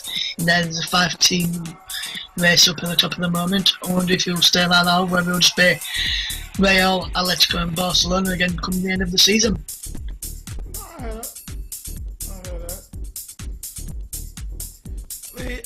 I mean, it's one of them. I mean, obviously with the game, it was quite an interesting one because the game, if you streamed it legally, which we always encourage you to do, if you watched it live, you will have missed like the first 10-15 minutes, which is weird because then some people obviously pirated it and went online to certain sources and watched it. So obviously they got to see the first 15 minutes. So it's a bit of oddness with the legislation, but you know what? Let's move on to Sunday, 26th of October 2014. Burnley 1, Everton 3. Samuel Eto'o scoring on 4 minutes. Danny Ings scoring on 20 minutes in a real topsy-turvy game. Lukaku scored on 29 minutes, and on 85 minutes, Samuel Eto'o sealed the deal. On a match that we were doing live updates on. Tottenham 1, Newcastle 2. Emmanuel Adebayor opening the scoring on 18 minutes. Sammy Amiobi scoring on 46 minutes. And you know what, yeah? This goal was embarrassing for Tottenham. Oh my word. Straight from kickoff. Literally, straight from kickoff. One ball to left mid. Cuts in, boom, goal. And it's, oh my God, what the hell? For your fullback and your right mid to switch off like that and just let a dude run through is terrible. But Perez scored on 58 minutes to give Newcastle the win at White Hart Lane. But the big game on Sunday, Man United 1, Chelsea 1 at Old Trafford. Didier Drogba scoring on 53 minutes from a corner. And Branislav on 53 minutes. Branislav Ivanovic was sent off on 93 minutes, and Van Persie scored on 94. Now, the thing with this match is Drogba's goal could easily have been avoided, because it's not as if we ain't seen Drogba do this before. Champions League final 2012. This is just one example of many. But for me, the fact is, how you're getting one of the Silva twins, I think it's Raphael, how you're getting him picking up Drogba, that's a mismatch in every sense of the word. That's like the Big Show against Rey Mysterio. That's a complete mismatch. In real life, that's a complete mismatch. So I think it should have been Fellaini marketing. But leaving that aside, Branislav Ivanovic is sending off. I felt that and with the live bird upon my chest, I don't like either of these teams. Man United, Chelsea, don't like either of them. Ivanovic tripped and caught his man. I think it was Di Maria he actually caught. And it was like, wait, no, he's given a booking for that. But he's already on it. Oh my God. I think that was a poor decision. There was another couple of poor decisions in this match as well, which I'll get onto in a second. But Van Persie's goal, it was one of them where Zuma had come on about 5 minutes earlier. And it was a case of, all right, Mourinho's looking to shut up shop. Fair dues with only a few minutes to go. But it was one of them ones, for me, Zuma's culpable for the goal. Because at the end of the day, if he reacts quicker, Van Persie doesn't get in front of him and nip in for the goal, in my humble opinion. But Zuma was slow to react after Courtois saved it. He did what he could. I'm not gonna lay any blame on him. But the fact of the matter is, Van Persie nipped in and he was celebrating like Man United had just won the league again. But I'll leave that one aside. But yeah, I don't think it should have been a red. Free kick, yes, because at the end of the day he did impede him, whether by accident or not. But it's one of them. It was a mad one. But the fact is, I think it was one of them where United were better second half, Chelsea were better first half, and the fact is, 1-1 was a fair result. A draw was a more than fair result for both sides. More than fair. I think it was more than fair. So it's one of them was Mata and Fellaini in the middle of the park really stifled Chelsea, and they did it well. And it was a surprise because I thought, and I said to a big shout out to at Hitman Hinchon on Twitter, Jack Hinchon, who me and him, I think it was on Saturday night with Mo Hosseini as well. What's up? We were Jack was the first one to go, hey, you know what? Yeah, we need to go all out attack if we're going to do it, because if we don't, we're going to get battered by Chelsea. And I was like, yeah, you know, you're probably right. So It's one of them ones. United played well. They raised their game. They stepped it up in a big match. And at least this wasn't the snooze fest that it was last season at Old Trafford, where they switched match of the day to a Monday. It's one of them ones. Maybe they did it to tick us off and compete with us. Maybe not. I don't know. But it's one of them ones. But Tom Wood, you wanted to have a say on Di Maria. To be honest, he didn't really look the same player as he has like the last few games. He didn't look fit. To be honest, if I was Van Gaal, I would have rested him and given Ashley Young the chance. Really, Ashley Young? Oh, they were saying that like, if Di Maria runs fit, they were going to bring in Ashley Young. Yeah, I definitely wouldn't have done that. I mean, Ashley Young's not a big game day player in my view. But if not Ashley Young, I would have given Valencia a chance. I don't know. I mean, Valencia, it would have made United a bit more defensive. So it probably would have made the game a bit sterile. But that's just me. I mean, it was one of them with Chelsea were missing Remy and Costa, and United are missing a whole host of players. Rooney, Falcao, most notably. So it was interesting that Michael Carrick was back on the bench. I was thinking, yeah, he's not going to get any game time, but hey, it's interesting to have him back, for them to have him back. So, I mean, Ross Vernon, you want to jump in quickly before we move on? Yeah, because he actually put out a status yesterday just after Didier Drogba actually scored. I'm not sure who on the Pitch Talk name they actually commented on the actual status as well. I thought, why was Raphael marking the drog? Who cares getting Drogba? Because Leeds fans, we're Man United and we're Chelsea, we're both of them, but we're Man United more. But it stems back to when Ferguson said Leeds didn't win the title, outright. We cheated his way to the title in 91-92 season, the year I was born. Well, I just want to say that there, but I would say, why was Raphael marking Didier Drogba? Raphael's only a small, and to be honest, I've seen it again today. Van Persie was behind Drogba as well just before the corner actually came in with Raphael. But all I can say is strikers marking strikers. I'm not a fan of that, and I've said that on numerous shows. I'm not a fan of strikers marking strikers. By the way, QPR have only actually had one shot on target all game, and it was Charlie Austin's goal, which is an interesting stat right there. Which is a very interesting stat. So it's one of them was. But Russ, in close it, draw, fair result or not? I thought draw was a fair result, and for me, I don't think it was a harsh record on Ivanovic. I would have even booked him. I would have just let play continue, because it was just coming together. I would have booked him. I would just get a free kick. Possibly if Ivanovic would have stayed on, Man United probably would have scored that free kick.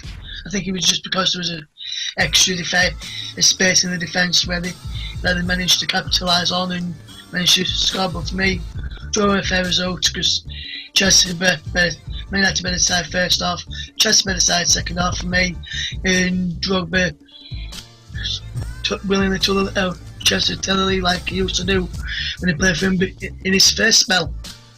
Well, I mean, it's one of them ones. I mean, I said Drogba is not a new threat. What he does is not a new threat. So that should have really and truly United should have dealt with it better. And they had warnings in that game as well. But hey, big shout out, by the way, to the G-Man on the Arsenal results. Big shout out to Jesse Fizzle on the United result as well. I said big shout out to Mo Hosseini and Jack Hinchin as well. It's one of them ones. I know Jack's going to be listening back on the podcast, so what's up? But remember, this is your Monday Night Football and Fix, the football talk show that pulls no punches and holds back nothing on opinions, because the pitch is where we eat, sleep, and talk. I am straight shooting LJA. We are going to pause the track that we're on, because we ain't popping tags. We be moving on, baby, we be moving on, because we've got so many more talking points. So, it's one of them was, it is time for...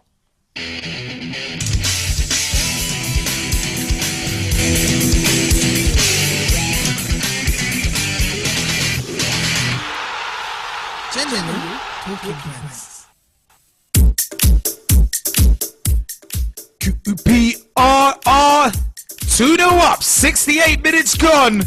QPR are 2-0 up on 68 minutes. Quality breakaway goal, and it's one of them. Villa, the inquest has to be out on the centre backs. How you let the striker get in front of you like that is very, very poor. But you know what? QPR are 2-0 up. Very good cross in, and Charlie Austin has his second goal of the night. But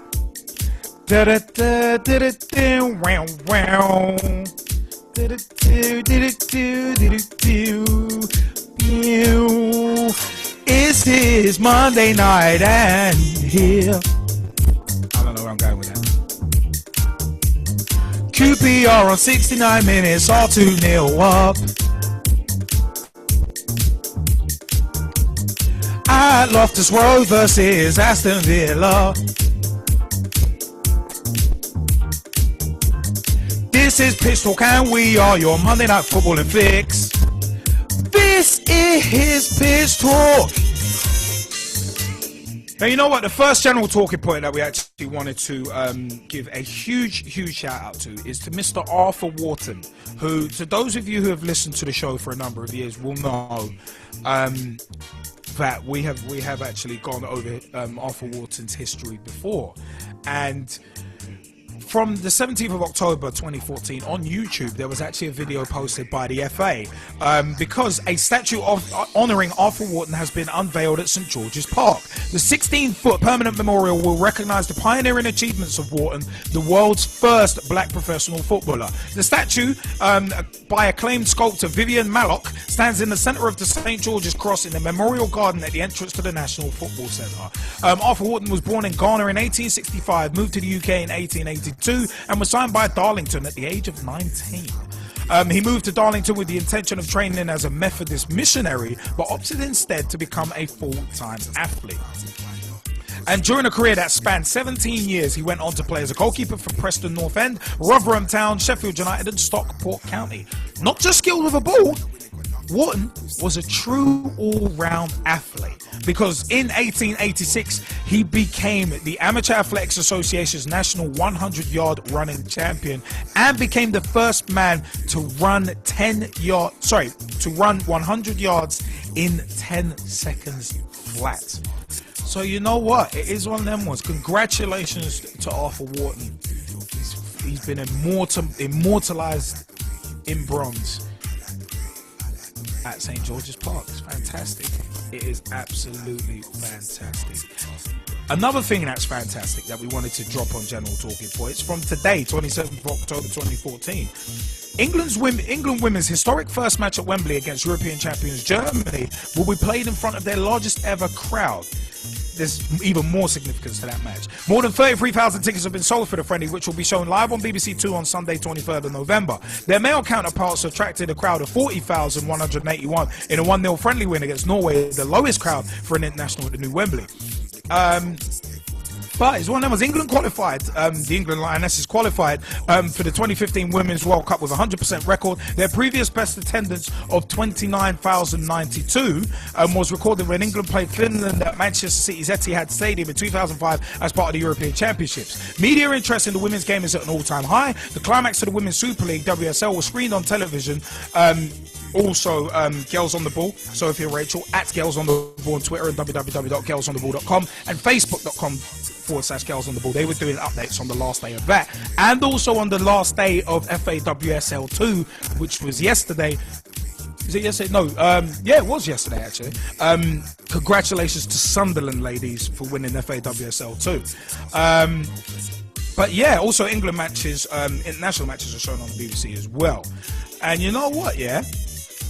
This story is especially significant because the FA, as we announced a couple of weeks ago on the show, the match against Germany at Wembley will support breast cancer care, the only UK-wide specialist support charity. Breast cancer care will receive money from the fundraising on the day, while the FA, which launched the partnership at the start of the season and will donate £150,000 to the charity, will use the match to support the Pass It On campaign across its platforms. As part of the announcement, the FA at the time extended their early bird ticketing offer. So you know what, yeah? If you want to pick up tickets for that game, the fa.com/tickets and www.breastcancercareuk.org if you want more information about the Pass It On campaign that this match will actually be supporting.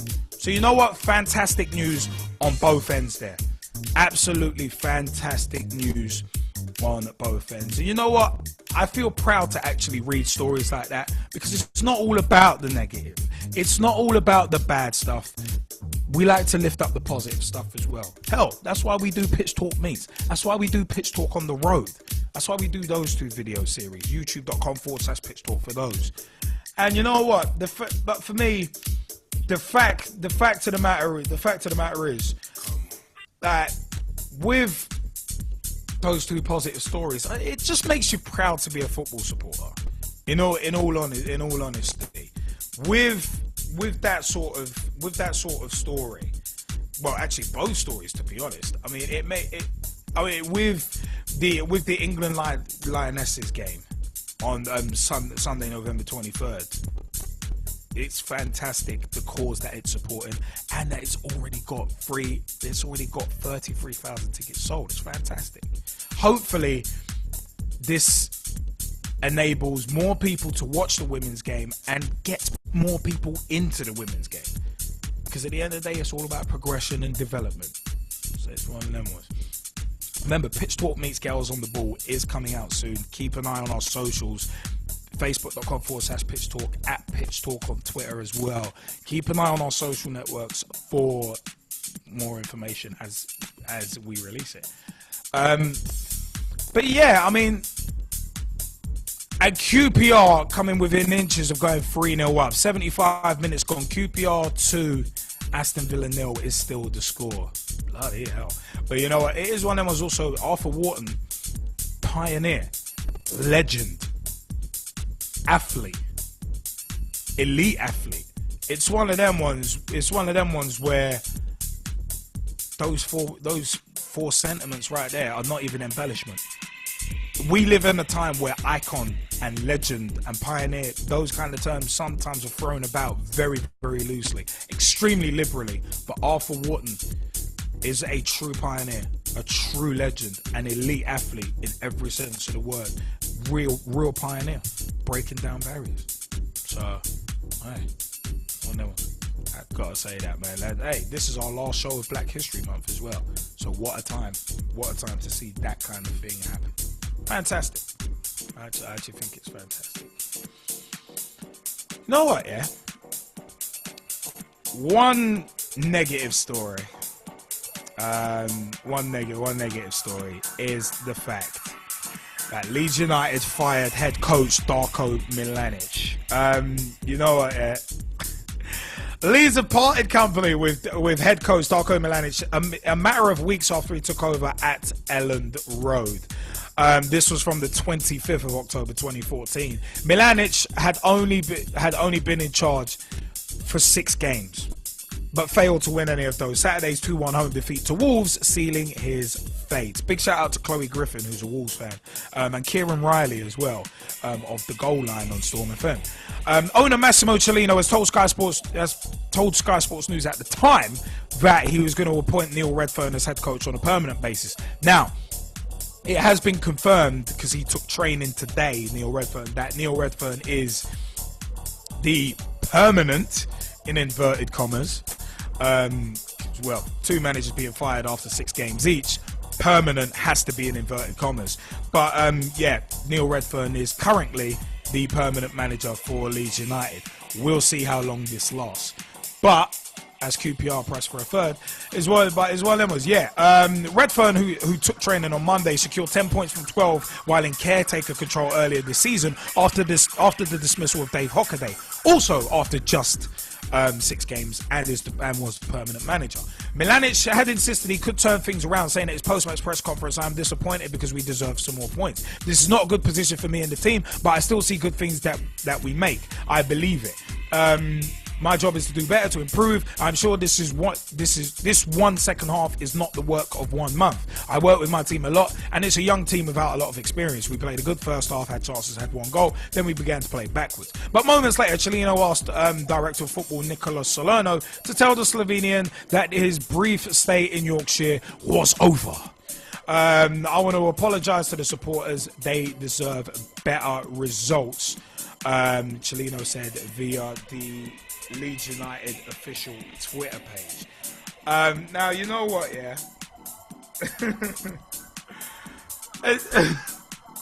I'm sorry, but I just find this, I find it hilarious because you know what, I mean, it is laughable. Like I said pre-show to the Skypers that at the end of the day, a couple of my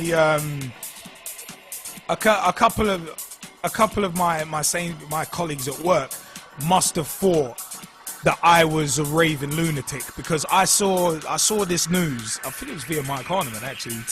Who tagged us in the status. I saw it, and it was like, and I literally burst out laughing, proper belly laughs. And Aston Villa, 79 minutes gone, and I thought Esteban Cambiasso had a bad miss on the weekend for Leicester City, but 79 minutes, Aston Villa really should have got a goal back. And Robert Green, his goal led a charmed life. Good first save down low, got up well, but what a recovering tackle. I think that might have been Corker. Wow, oh my God.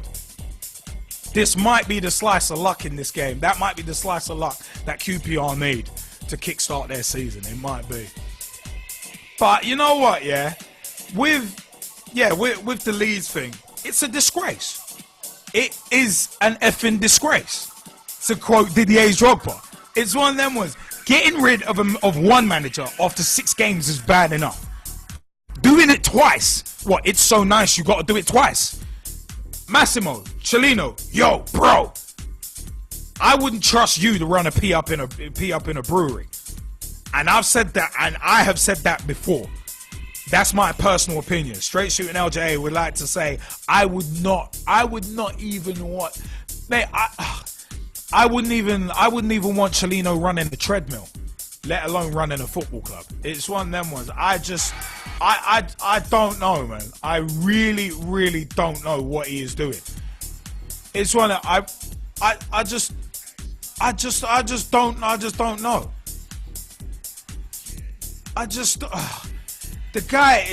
This guy is baffling. And you know what? The worst thing is, like months ago, we were like, hey, no, Cellino shouldn't even be allowed to take over Leeds. It's one of them ones. I don't know, man. It's just mad. But I don't know, man. I feel like saying this to Massimo Cellino. I am the new commissioner of the World Wrestling Federation, and if I want any crap out of you, I'll pick it out of your teeth. I feel like saying that. I feel like saying that. I really do. Like, let me. You know what? Yeah, let me drop that again, cause Massimo Cellino, you saying, oh, the Leeds fans deserve better results and all this, bruh. Leeds fans don't deserve you. They don't deserve you because you saying, oh yeah, you want better results for them. Why not stick with a manager? Why not stick with a manager for a season? Try that. It might be an alien concept to you after getting rid of 26 plus managers during your time at Cagliari, or 30 plus managers, whatever the hell the total is. It's astronomical and it's stupid. You might want to stick with the managers because better results come from stability. I mean, I don't know if you understand the word stability. If I knew it in Italian, I'd translate it for you gladly. But the fact of the matter is, whenever Cellino says something or comes out with a statement, this is all I think of is, and if I want any crap out of you, I'll pick it out of your teeth. That's all I think of. Whenever Cellino speaks, that's all I can think of. It's stupid, idiotic, moronic. short-termism at its very best or worst, dependent on your point of view. Leeds technically are on their 4th manager this season, and we ain't even 13 games into the season. It's one of them was it's like, oh my God, what are you doing? I don't think Cellino has a clue. I really don't think this guy has a clue in terms of football. I really don't. I really don't. What said earlier, where there is chaos, there is opportunity. Where there is chaos, it seems like Cellino thrives. But Mike Harniman, you wanted to jump in, and of course, Ross Vernon, being our resident Leeds United supporter, is going to jump in too. But Mike Harniman, have at it.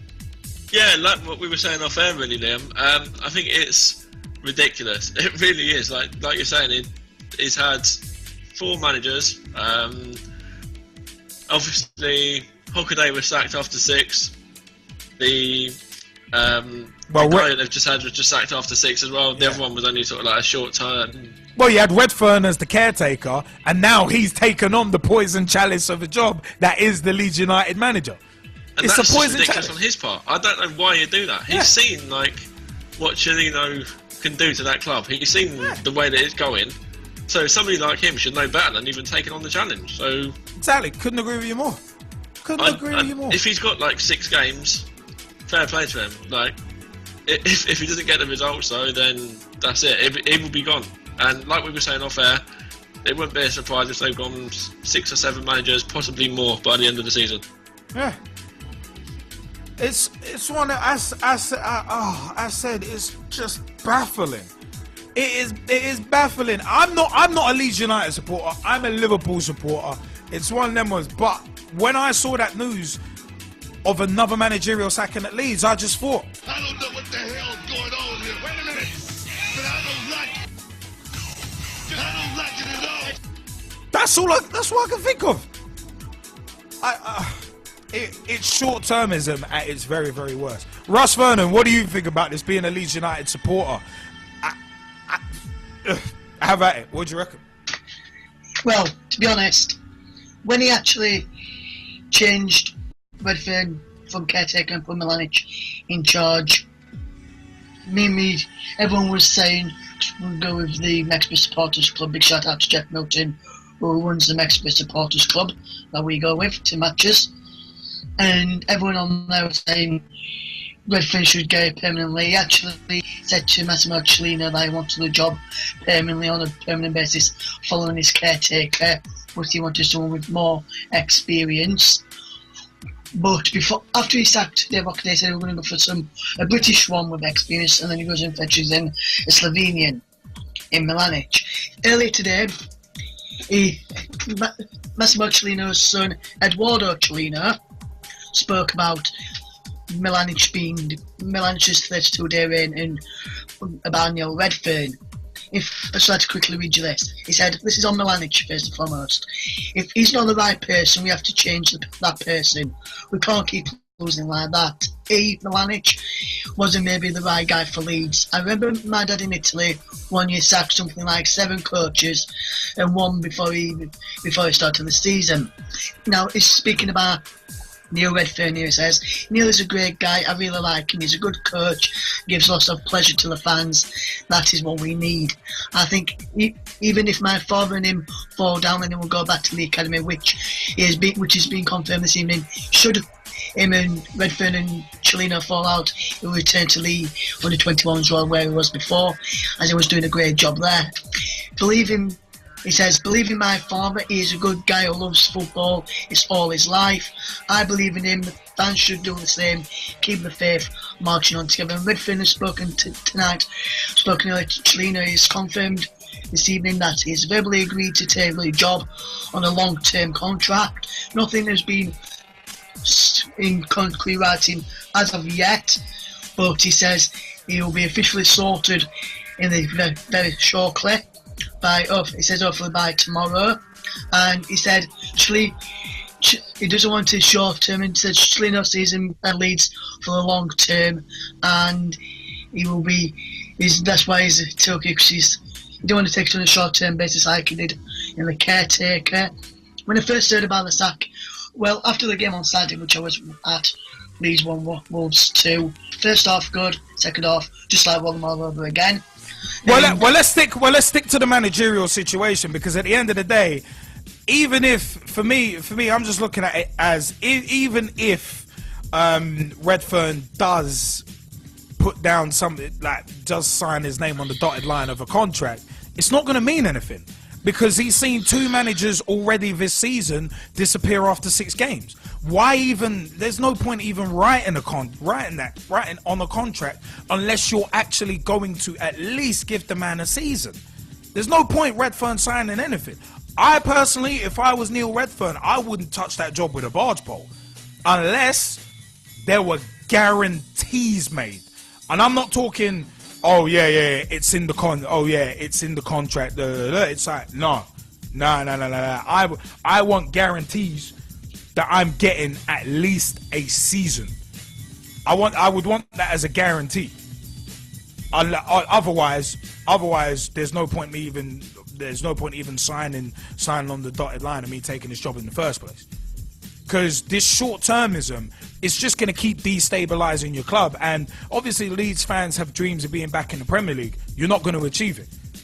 Whilst this revolving door of management is going on, you're not achieving that goal. It won't happen. Because, like what some people said in the, I think it was Jim Ross who said it in the Rise and Fall of WCW, that DVD from 2009. It was a case of the revolving door of play callers, shot callers. You couldn't get any traction, and Michael Hayes said it as well. You just couldn't get any traction because they kept changing the person at the top running the ship. You can't keep doing that. So it's one of them ones. You can't keep doing that. But Russ, if you wanna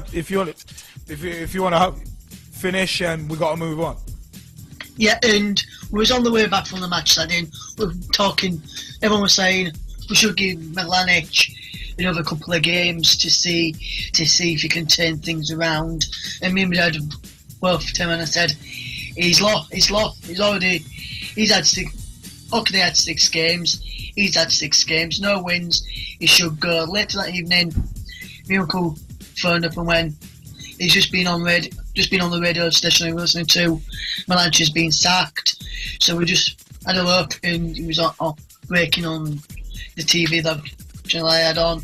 And to be honest, if he Saturday evening here, Chilino confirmed that Redfern were going to take charge permanently, because he actually phoned up one of the local reporters and said, I want Neil Redfern is back on the bench. He's back on the bench. The reporters texting back saying, for good. He put back, yes, for good. New head coach 100% on the bench, because this is what Chile said, because under Redfern he said we were playing some good attracting football, good attacking football, whereas under Milanic, this is what he actually said, he said we went back to negative football, especially on Saturday when we were winning 1-0 and he defended the 1-0 lead for the full 45 minutes instead of going out trying to get 2, 3, 4 goals, then he defended on the 1-0 lead, allowed Wolves to get back in, and that cost him his job. He only just finished his pre-match press conference and then he was sacked 2 minutes after. I want to bring this back. I want to bring this back just to wrap it up because of time constraints. We've got to move on.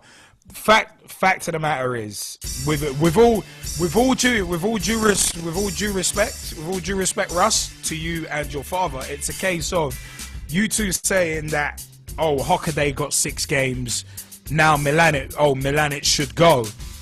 That's the kind of short-termism that's going to keep your club right where you're at. It's that kind of short-termism. If a lot of other fans buy into that kind of short-termism, your club is not going anywhere. Your club will stay where it's at, and if anything, it will probably get worse. Because saying, oh yeah, this other manager got 6 games, this manager should get 6 games. What? How long is that kind of short-termism going to go on for? Is that going to carry on? Is that going to carry on for the next manager if the results aren't right? Is that going to carry on for the next manager? It'll end up an infinite loop. That's my personal opinion on it, and as said, it's said with all due respect. But the fact of the matter is, short-termism is the problem. Short-termism is the clear problem here, and the fact of the matter is, Leeds United are looking like a laughing stock, getting rid of managers this quickly. For like where you want to be and where you are now, stability is key to getting you where you want to be. That's my rhyme. I like that. Stability is key to getting you where you want to be. And if you ain't got no stability, you'll stagnate and you'll fall off. Won't happen. It just won't happen. I just think the parasitic media and a lot of fans are moronic, calling for a manager's head after 3, 4, 5, 6 games. I think that's moronic on a general basis. Look at the stuff with Jurgen Klopp that I posted on the Pitch Talk wall, on the Pitch Talk Facebook wall. It's like, what do you mean you're calling for Klopp's head already? Shut up. It's just stupid. But even so, the fact of the matter is, you got to let a manager try and see what he's doing, because at the end of the day, tightening up a defense, tightening up an attack, getting things firing, yeah, short term, for a couple games, he might be playing negative football, but at the end of the day, you've at least got to give that a chance and see where it goes. Otherwise, there's just no point hiring anyone. You might as well just be rudderless, because it'd be one of them ones. Imagine the players. Every 6 games having someone new in charge. You subscribe to one theory, then, oh my God, it's changed. Just when you're getting used to it, you ain't going to get no traction. And at the end of the day, yeah, I understand needing to change things, but at the end of the day, you're changing things too much. And by the way, QPR have won 2-0 against Aston Villa. Aston Villa 15th on 10 points after 9 games played, and QPR still in the drop zone, 19th with 7 points after 9 games played.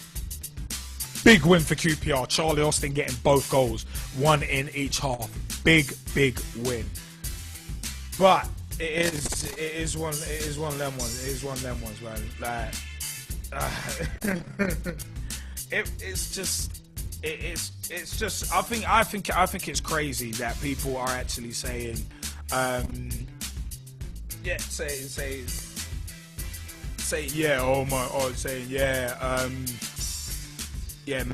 managers should be gotten rid of after 5-6 games. I think it's nothing short of short-termist, and it's just absolutely moronic. I can't agree with it, because at the end of the day, it's just that kind of thing is like booing your own players. You're cutting your nose to spite your face. That's literally all you're doing. You're cutting off your nose to spite. You're cutting off your nose to spite your face, and it's not a smart move.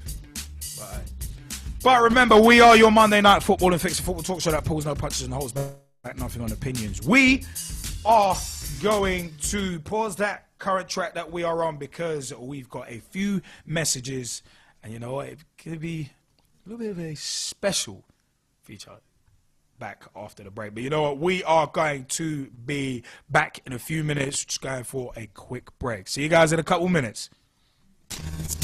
The football talk show that holds back nothing on opinions. Straight shooting LJA. Hi, I'm John Sitton. Grassroots coach Manisha Taylor. Hello, I'm Rob Perez. G-Man. Samira Sonic, Motivate Sports and Fitness. Christian Carambeu. Matt Hodgson, director of the 4-year plan. We the people, for the people. Jazzy Fizzle. Your Monday Night Footballing Fix.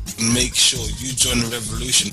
The pitch is where we eat. The pitch is where we sleep. And the pitch is where we talk.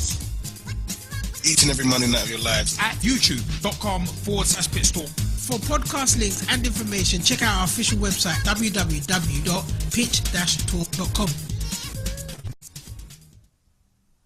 Your Monday Night Footballing Fix Pitch Talk is brought to you by and in association with.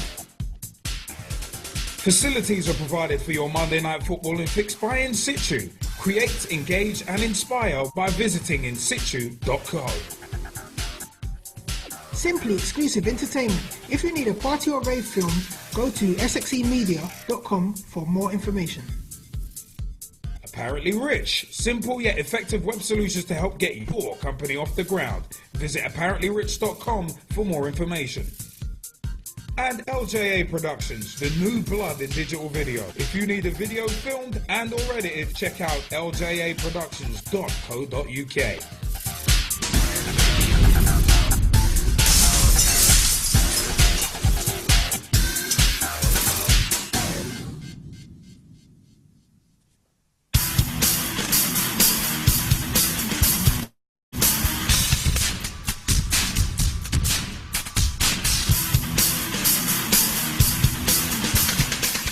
LJA Productions, the new blood in digital video, offering video production services such as video editing, video encoding for the web including YouTube and Vimeo, audio recording, filming of interviews, promos, live events, and much more. Get in touch at www.ljaproductions.co.uk or twitter.com/LJA Productions and let the new blood in digital video promote you.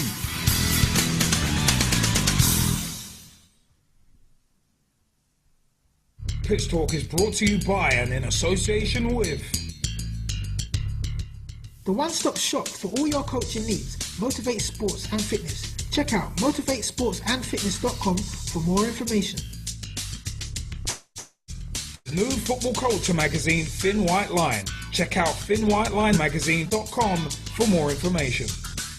Storm FM with new hot releases played daily. Feel the boom at stormfm.net. Two girls with their Bonnie Scotty trying to cover as much women's football as they can. Girls on the Ball. Check out girlsontheball.com for more information.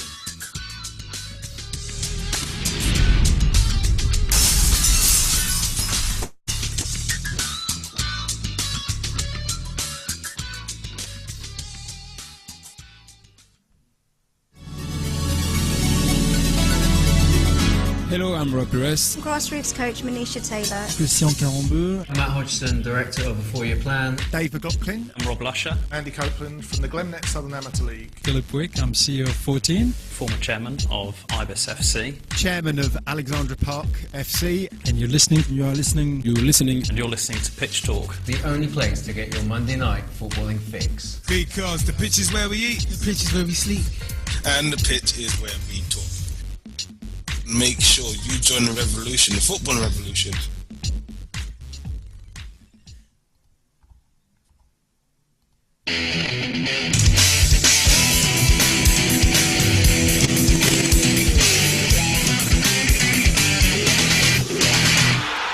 Pitch Talk's special feature.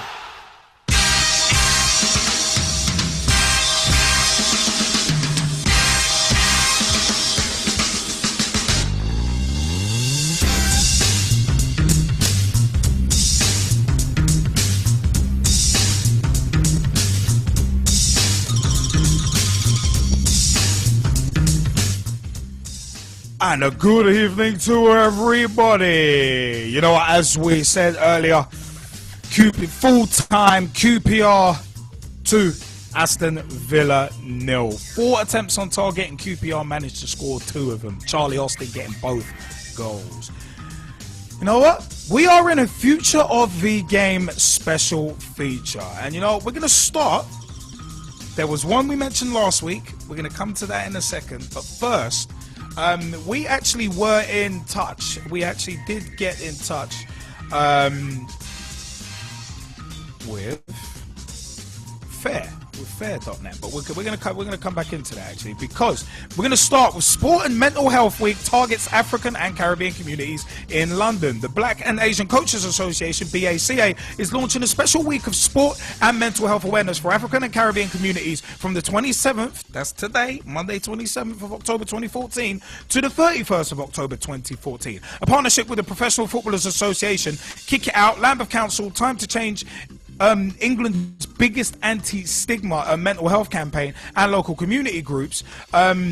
The week aims to promote greater awareness of the mental health stigma and how sport can promote mental well-being, targeted at sports coaches, teachers, school children, parents and local communities, particularly in Lambeth. The Sport and Mental Health Week will explore the changes needed in healthcare and sport to safeguard African and Caribbean communities' mental well-being in the borough. It is being launched in Lambeth as a result of the council's recently launched Black Mental Health and Wellbeing Commission report, which shows that despite only making up 7% of the population registered with Lambeth GPs, Black Caribbean people account for 17% of people with serious mental illnesses. Also, 50% of Lambeth residents in high secure and 67% of people in low and medium secure psychiatric detention are from Black, African or Caribbean communities, yet they only make up 26% of the local population. Dr. Colin King, who is on the Skype line with us, we're going to throw it to him in a second, founder of the Black and Asian Coaches Association, said sport liberates deeply personal and repressed issues and enables young people and older people to participate, enjoy and share their different realities. It also allows people to take risks in a culturally safe environment. He's also gone on to say, where were we? Since he was sectioned and diagnosed with schizophrenia at the age of 17, sport has been instrumental, assisting him to cope in challenging professional and grassroots football games. The Time to Change campaign will allow us to take control of our mental well-being beyond the sporting field. During the week, presentations will be held in school classrooms using sporting heritage, sports personalities and radio conversations to promote the positive approaches and resilience needed to survive and inspire a more effective use of mental health resources. On Friday, 31st of October, BACA will host a special evening of presentations and awards at the Brixton Cultural Archives with special guests including former professional footballer and broadcaster Clark Carlisle, who's chairman of the PFA as well, Michael Bennett of the PFA, former manager of Norwich City, Chris Houghton, and Troy Townsend of Kick It Out. From surviving to inspiring, recognizing the resilience of the African Caribbean community through sport event will be held on Friday 31st of October 2014 from 6:30 p.m. until 9:30 p.m. at the Black Cultural Archives, which is at number 1 Windrush Square, Brixton, London, SW2 1EF. To find out more about the Sport and Mental Health Week, email Dr. Colin King at Black and Asian Coaches Association at outlook.com and visit www.time-change.org.uk/forget the label. That's www.time-change.org.uk/forget the label. You can also follow the campaign activities on Twitter using the hashtag Time to Talk, #Time to Talk, and at Time to Change on Twitter as well.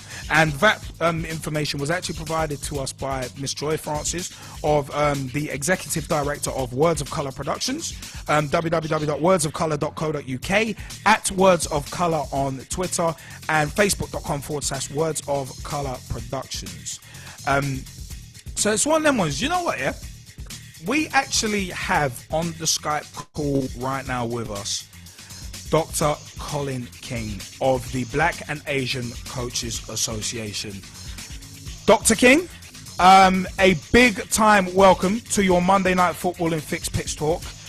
I'd first like to ask you, how's it going? And also, would you like to tell us a little more about from surviving to inspiring, recognizing the resilience of the African Caribbean community through sport event, and also the week of events that are going on actually as we speak? We're right in the week.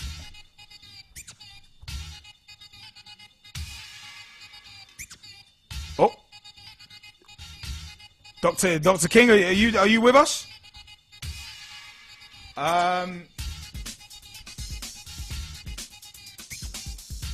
Actually, hold on. Dr. King, can you hear us? Because we actually can't hear you at the moment.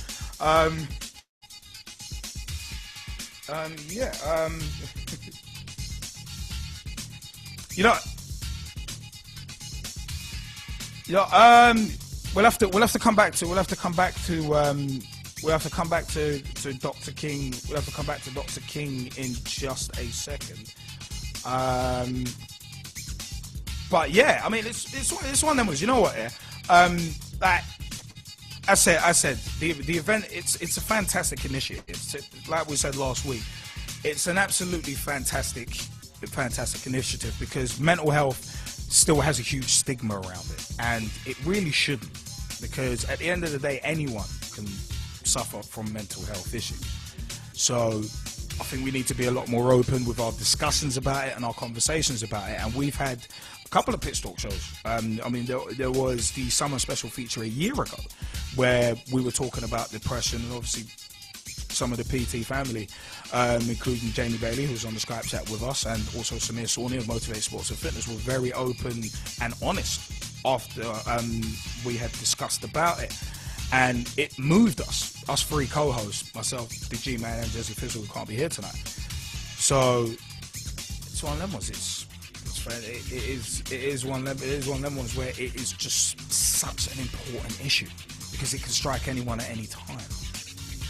So, Dr. King, are you there with us? We couldn't hear you a second ago. We might need you to unmute your microphone if your microphone is muted. Yeah, I mean we could see you on the visual, but we actually can't hear you.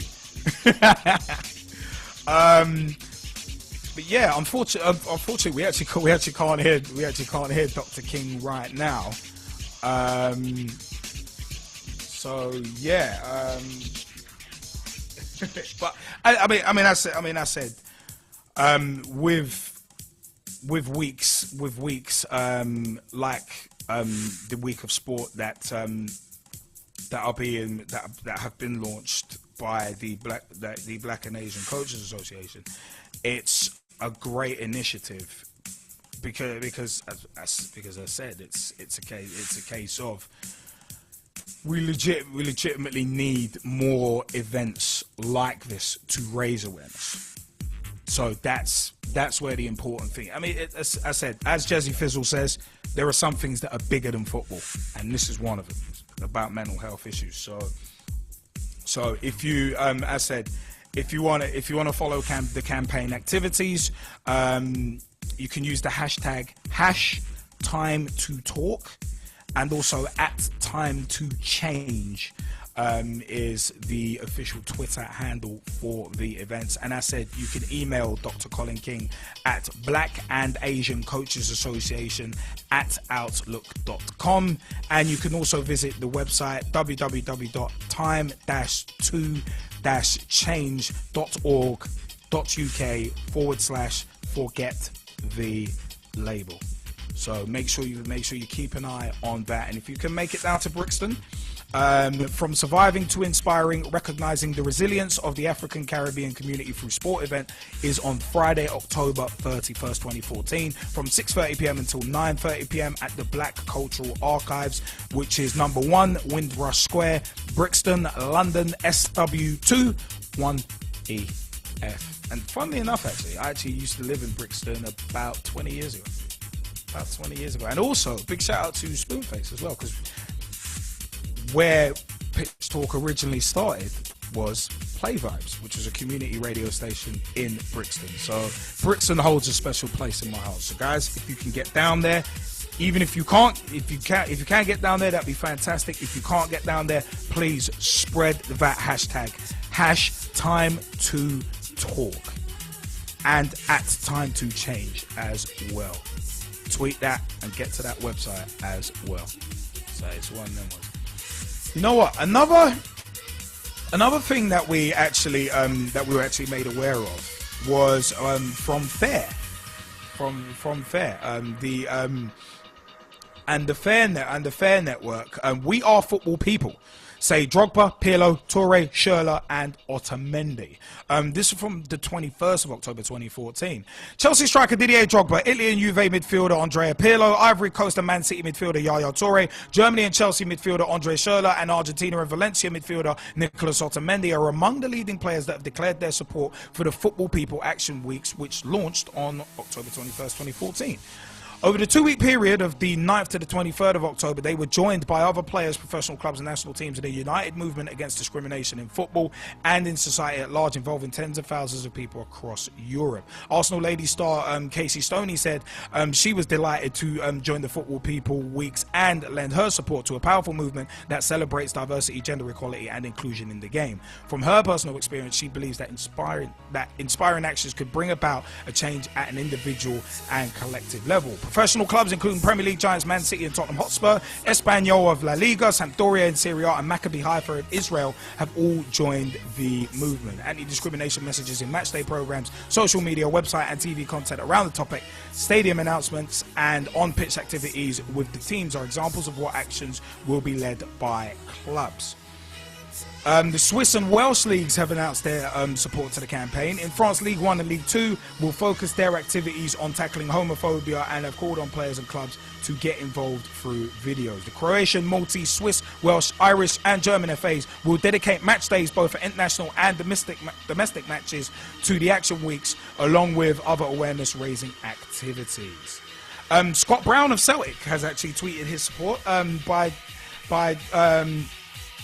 saying, yeah, he is at #footballpeople. And Thomas Hitzelsberger at Thomas Hitz, Hitz.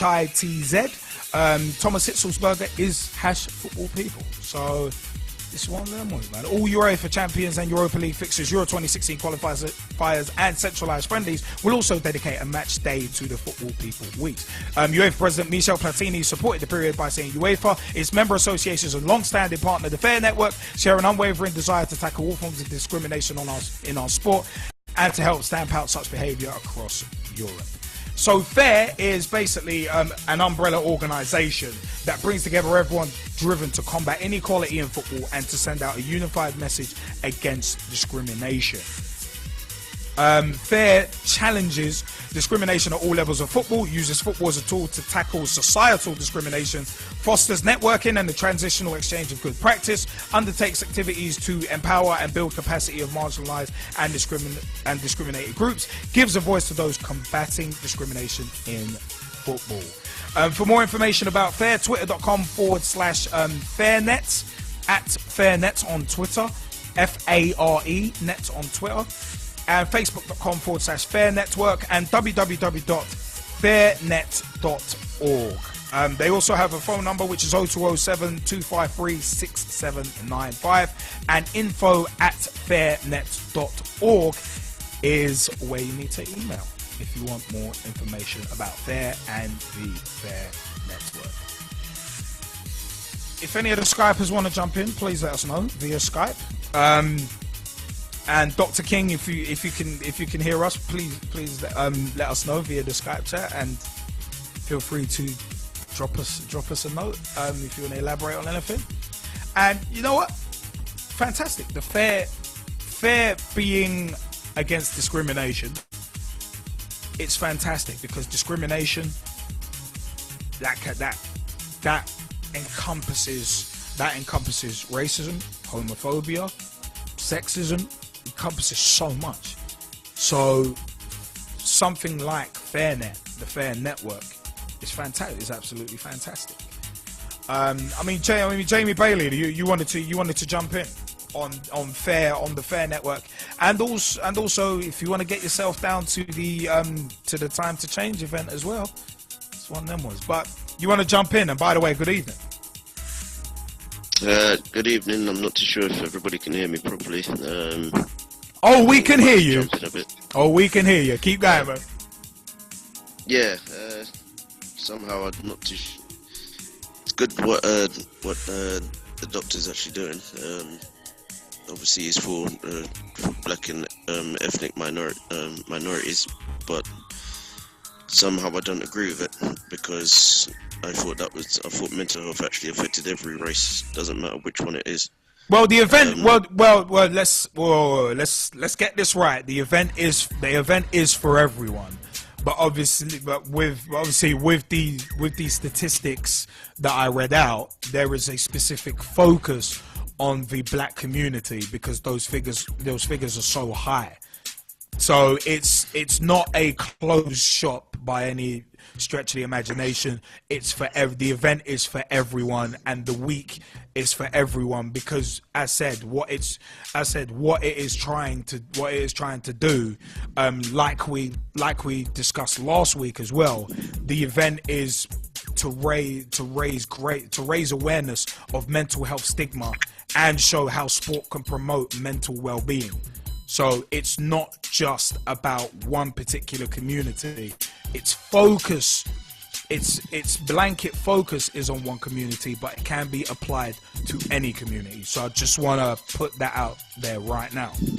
So okay,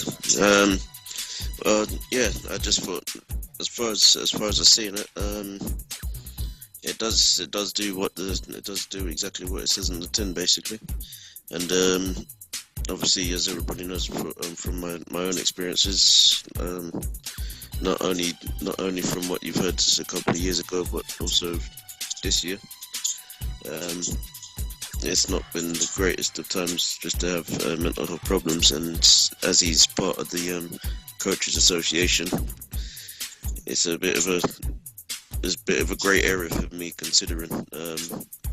But I'm glad that somebody's actually taken an interest in what's going on, and I would support it once I find out what it's all about. Obviously, you can promote it, but also educating yourself is another thing as well. So I think that's what I need to kind of do. I probably won't be able to get down this week, but it would be interesting just to read up on the notes that Dr. Collins actually has.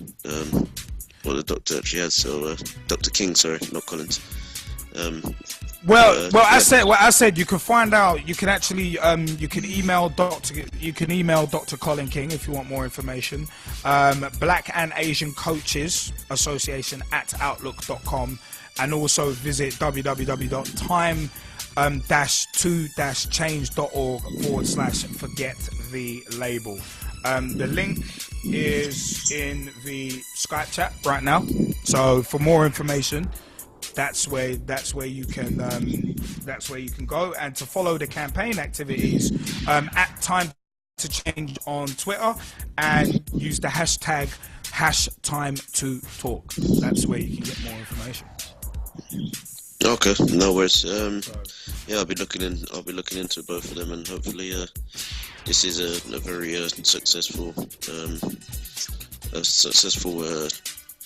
event for the week, and hopefully there are more coaches that actually believe in talking about their experiences personally, because as a coach, gotten about in terms of how personally your life can be affected, and everybody should know that through Gary Speed. So hopefully everybody can actually understand what it means just to be a coach, not only just as a personal thing, but how much of a lone shark you are in terms of the modern coaches nowadays. Not just because you've got so many around you as a coach, but also because once you get to a certain level, everything about you is how good your results are, rather than the performances of the children. But the thing with the Time to Change event, it's one of them as where, of course, we've said on numerous shows before, you have to build for the future, and these kind of events are a starting point, and a fantastic starting point, because it's getting awareness out there. I said, with Clark Carlisle being involved, Troy Townsend being involved, of course former Norwich City manager Chris Hughton and Michael Bennett being involved as well. These are big names. These are big names in the community and in the footballing community, getting involved and lending their support to what is a fantastic cause. And that's what needs to be done. Similar to what Fair are doing with We Are Football People. At the end of the day, they're getting big stars behind the cause, and that's what it needs to be, because you need to increase awareness. Just like we're trying to increase awareness of Pitch Talk as a show. Not even just as a show, but also the other stuff we do as well, such as the Pitch Talk Meets series, Pitch Talk on the Road. Pitch Talk on the Road and Pitch Talk Meets, we're trying to help raise awareness of people doing good things in the game and who have a story to tell. So it's always good to have this positivity going about and bringing to attention things that need to be discussed and myths that need to be dispelled. For me, that's the crux of it. That's the important thing. So just wanted to point out last thing before you obviously move on or ask somebody else. it's not going to be easy for a lot of coaches just to go to one of those events, because most of them are pretty much going to be thinking how much of my how much of my life is going to be put on show once I've actually spoken about my own personal situations. So a lot of them actually do hide behind this proverbial mask, and you'll notice that with a lot more of the coaches. Yeah, just thought I'd put that as an insert. I'm one of those anyway. That, if you're not at the top, then you will be hiding, and even if you are at the top, a box is pretty much where your personality is going to be. You know, that's you know, I do find that interesting, and for the pure reason that, I mean, obviously the Time to Change event and with the hashtag Time to Talk, it's a case of aiming at people like yourself or like others who may have difficulty coming out and talking about the experiences. That's what the event is about, just especially with that hashtag Time to Talk. So I would personally, I mean, of course you're a friend of mine, I know you personally off air as well. It's a case of I urge you to check out the website, and obviously you've got the information in the Skype chat, put that in there. I would urge you to check out the event, and of course email Dr. Colin King, and I'm sure he would be more than willing to help you and give you some advice. I would urge you to do that, because it's one of them ones, we all need help at times, no matter what it's with, from something small like staying positive from something big like staying positive to something small like moving a table. We all need help at some points, and you shouldn't be too proud or afraid in any way to ask for help, because at the end, like I said, the hashtag Time to Talk and the Twitter handle at Time to Change. That's what it's all about. That is legitimately what it's all about. But you know what? It is one of them ones where it's time. It's time, and a big thank you to Joy Francis of Words of Colour, and a big thank you to Dr. Colin King, who's in the Skype chat with us as well. You know what? It is time for us to change segments. It's a segment near and dear to me, of course, a segment near and dear to me, but to a couple of others as well. Let's go into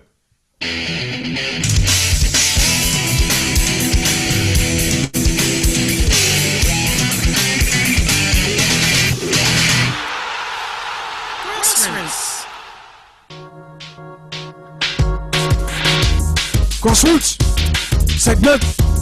Oh yeah. Yeah. Grassroots. Know what? We did hint at it yesterday, and it is quite a packed grassroots segment this week.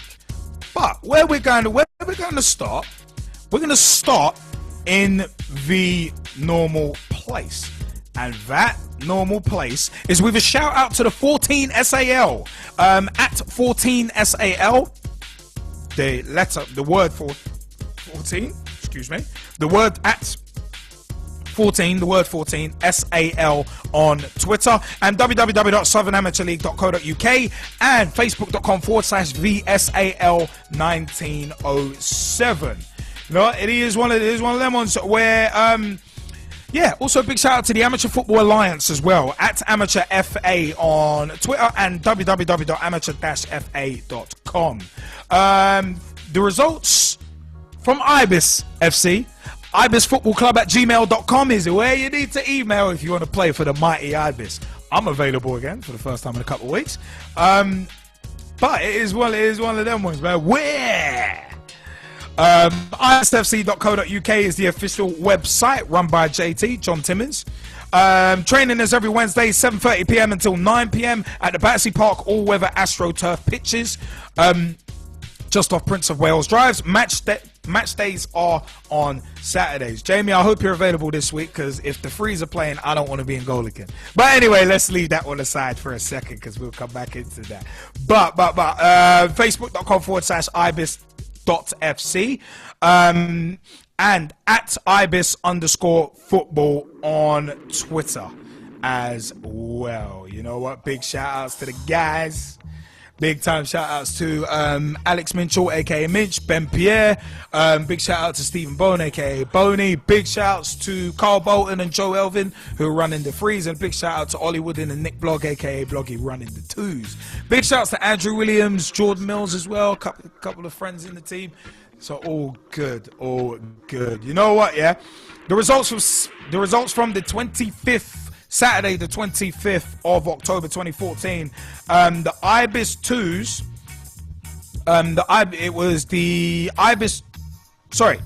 HSBC 2, Ibis 1s 1. Joe Barker getting the only goal of the game. The Ibis reserves went down 3-0 at home to Crouch End Vampires reserves, and Broomfield won 4-0 against the Ibis Frees. So Saturday, 1st of November, the fixtures coming up. Ibis 1s host Old Blues. Wearside Rangers reserves host the Ibis reserves, the 2s, and the Ibis Frees are at home to Knaresborough and their 4s. So it's one of their most. Remember, training is every Wednesday, so get yourselves down.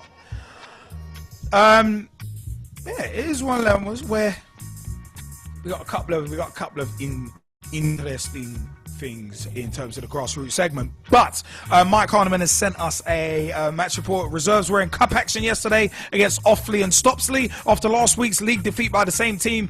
They knew it was going to be tough, but the reserves were looking forward to the challenge. Both teams started brightly, but it was Offaly who had most of the possession in the first half and managed to score from a corner after Stevenage left the player unmarked. Offaly doubled their lead on 30 minutes with a well-taken turn and shot. After a few changes at half-time, Stevenage began to put together some good attacks and were rewarded with a goal after a fast break down the right, and the cross was headed in by an Offaly defender. Stevenage started putting Offaly under some pressure and were creating more chances, but this was our undoing.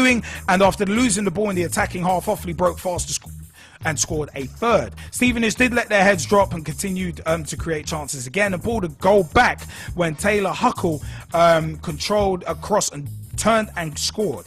This turned out to be the end of the scoring, and Offaly held on for a 3-2 victory. The Stevenage first won 2-1 against Billericay as well. So good stuff. Mike Harniman, you fancy having a word about this? And have you got the information on where we can find Stevenage ladies?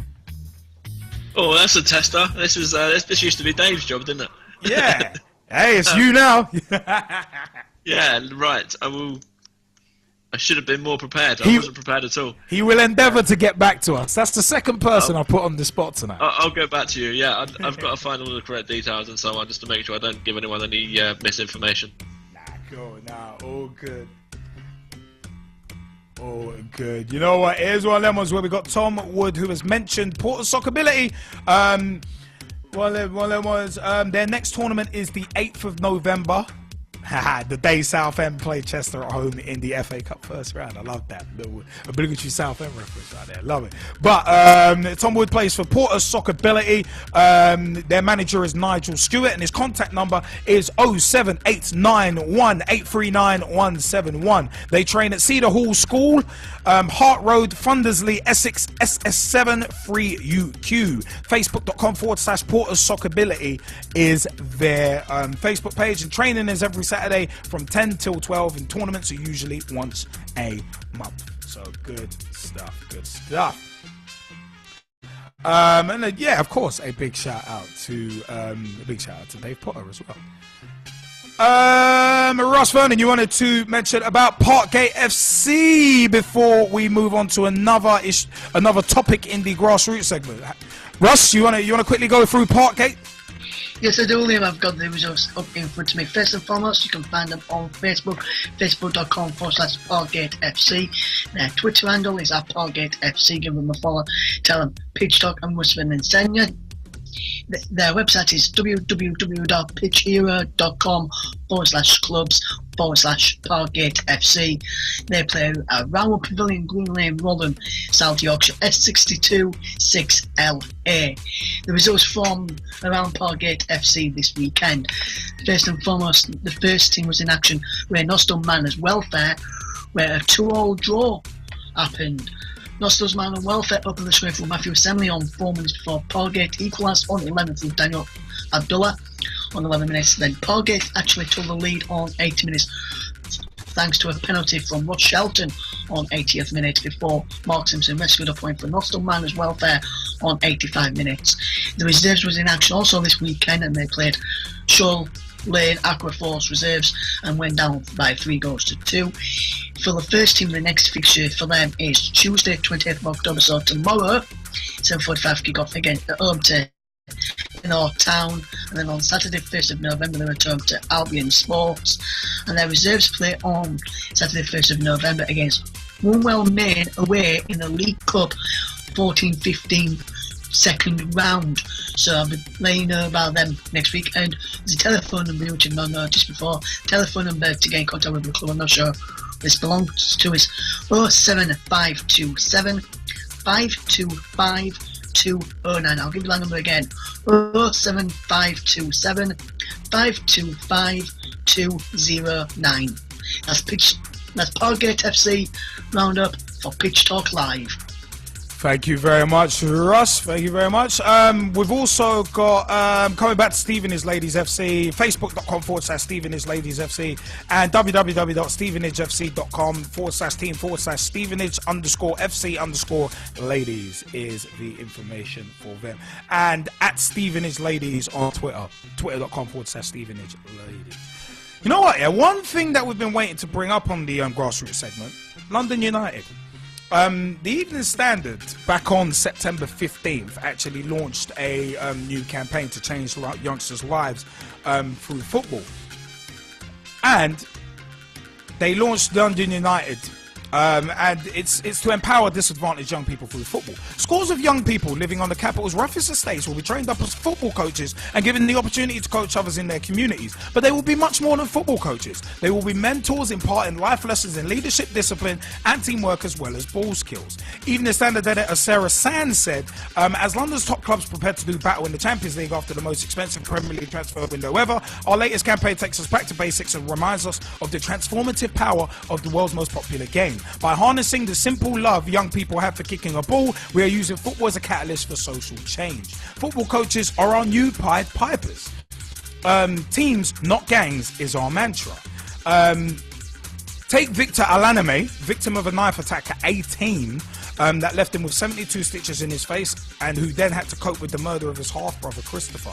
He spiraled into crime and only got his life back on track because of a charismatic football coach. Similarly, Malenga Chalfilwa lost his confidence and became depressed at 15 after his friend Michael Dosunmu was murdered. He thought he had to join a Peckham gang for protection until his first football coach stepped in.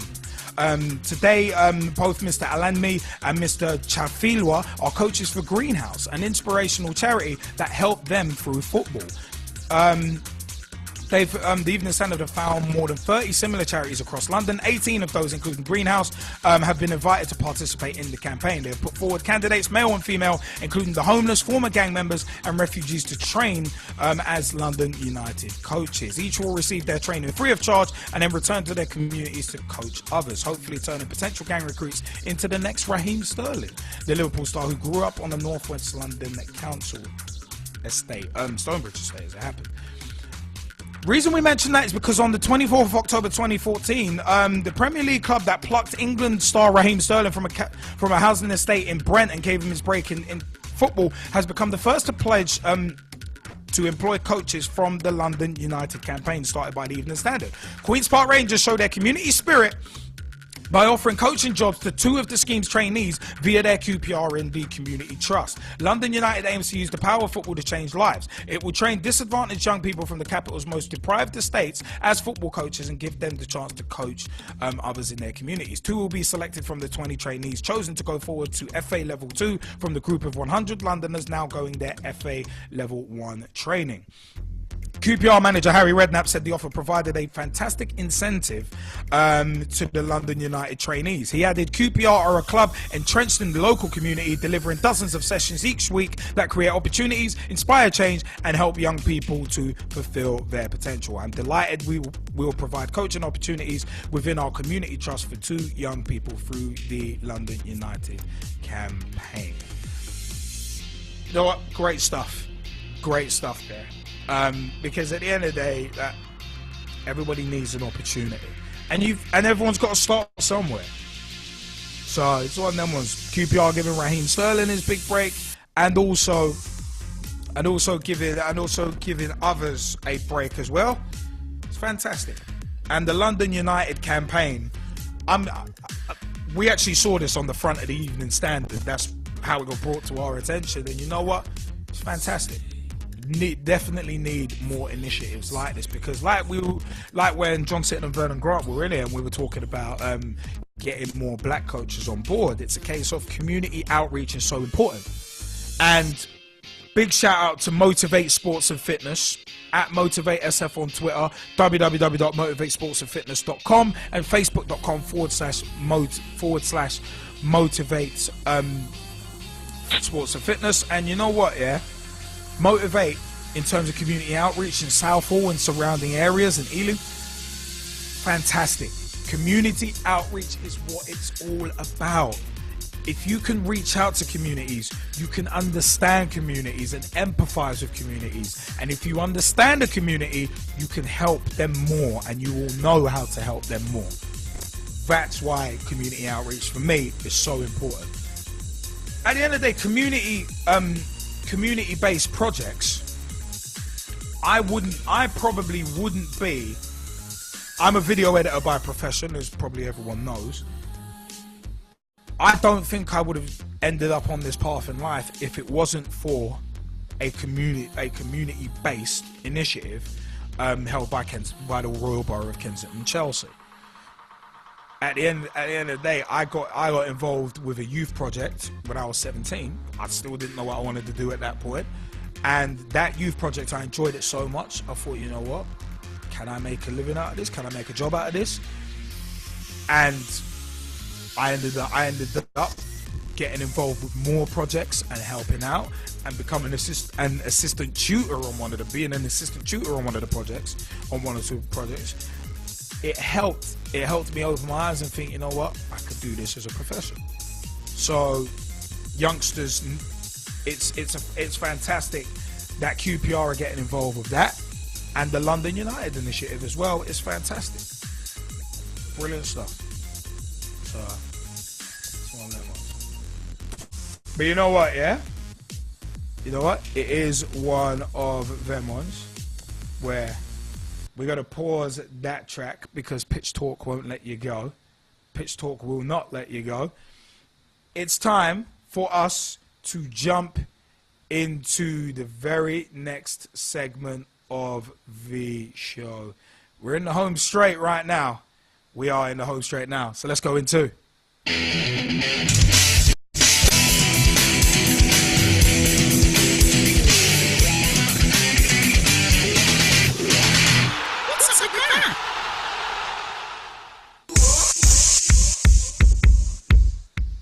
Yeah, we dive straight into what's up with that. Some of the more weird stories from the week.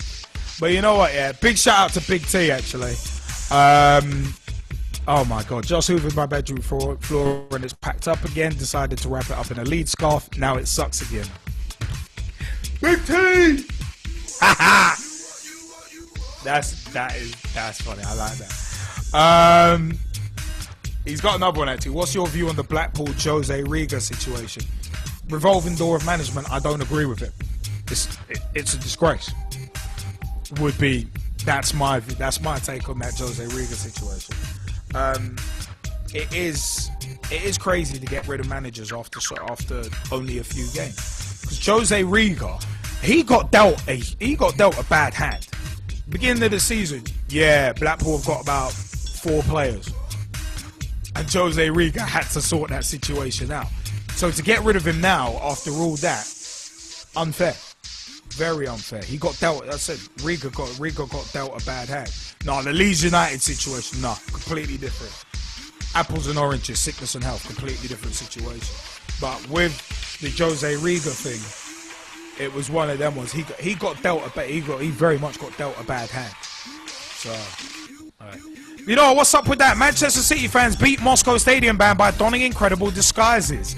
UEFA banned fans from the Champions League match between CSK and Moscow and Premier League champions Man City, but it emerged that several City fans pulled off an incredible coup to make it into the stadium. This from 23rd of October 2014. A group of enterprising Manchester City fans hit upon a brilliant ruse to get around UEFA's ban on fans attending the CSK and Moscow match.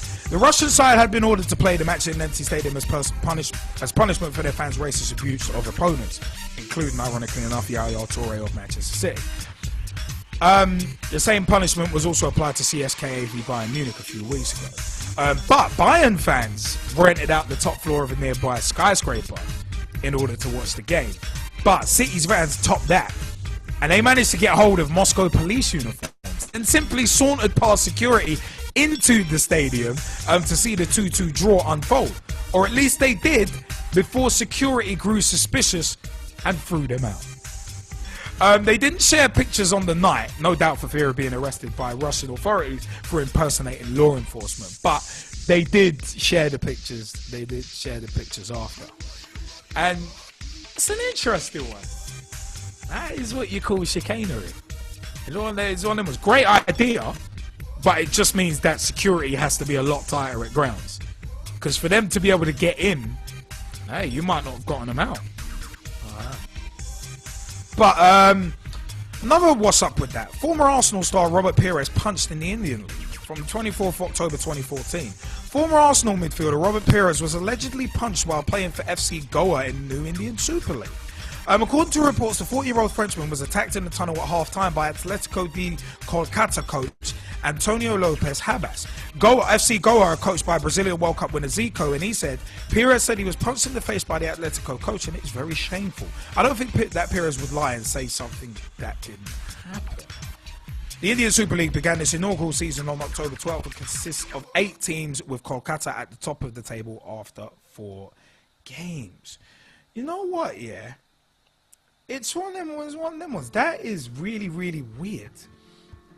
That is, if any of the Skypers want to jump in on the Pires thing or about the Man City deal, it's one of them ones. That is weird. It's that, why would you punch someone in the face? I don't get it. I really, really don't get it. And like, I don't know. I just find that whole thing really, really weird. But Man City, they're players. They're players at the end of the day. Sorry, they're fans at the end of the day. Chicanery, man. Chicanery. So, hey, that's why it is one of them ones, man. It is one of them.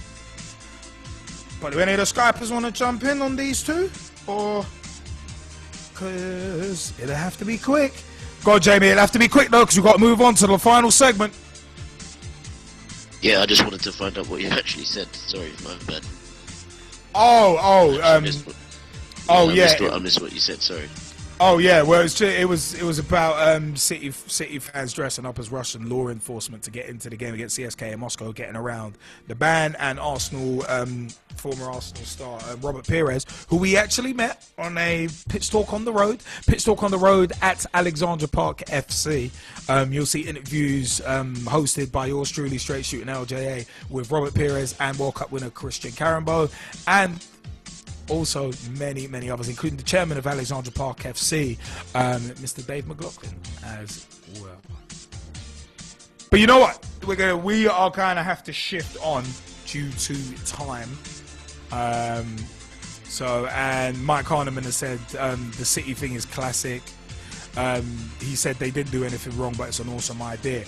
Technically, they did do something wrong because, well, all the fans were supposed to be banned. So, one of them was. But there's a bigger issue with that we will come to in future shows. But hey, it's one of them was. It is time for us to pause that particular track because it's home straight of the show, because it's time to go into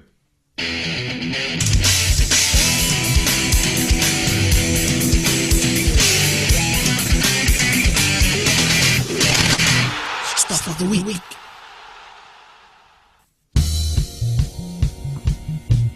Hey!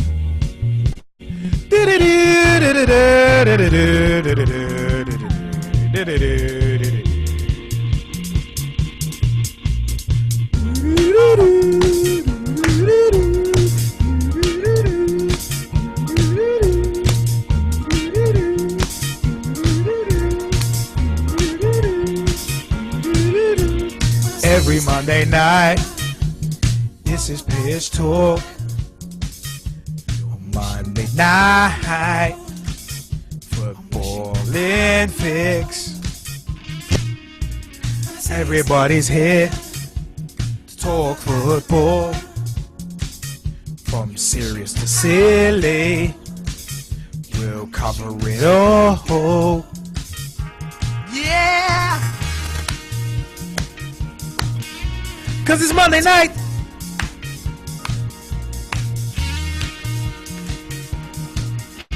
And it's Pitch Talk. Yeah. Let's go stuff of the week, and let's go for goal of the week first. Goal of the week's a difficult one this week, actually. But my goal of the week, probably gonna go David Silva, actually, because yeah, I'm gonna go David Silva, because it was a quality finish. It was a quality finish out of nowhere. So I'm gonna go for David Silva. Jaymie Bailey, goal of the week. Yeah, I think he's Ozturk. I think it is. The name is literally Hearts were down to 10 men. And he come out with a 40-yard screamer from out of nowhere and literally loved the keeper. He was almost virtually on his line. Smack it. Good pick, man. Mike Harniman, goal of the week. I'm going to probably give it to Esso this week for his goal that he scored yesterday. I hear that. Russ Vernon, goal of the week. For me, Liam, it's going to be Josip Ilić for Fiorentina. Fantastic finish against AC Milan, losing 1-0, and he scored a fantastic goal, and that game finished 1-1 in Syria on Saturday evening.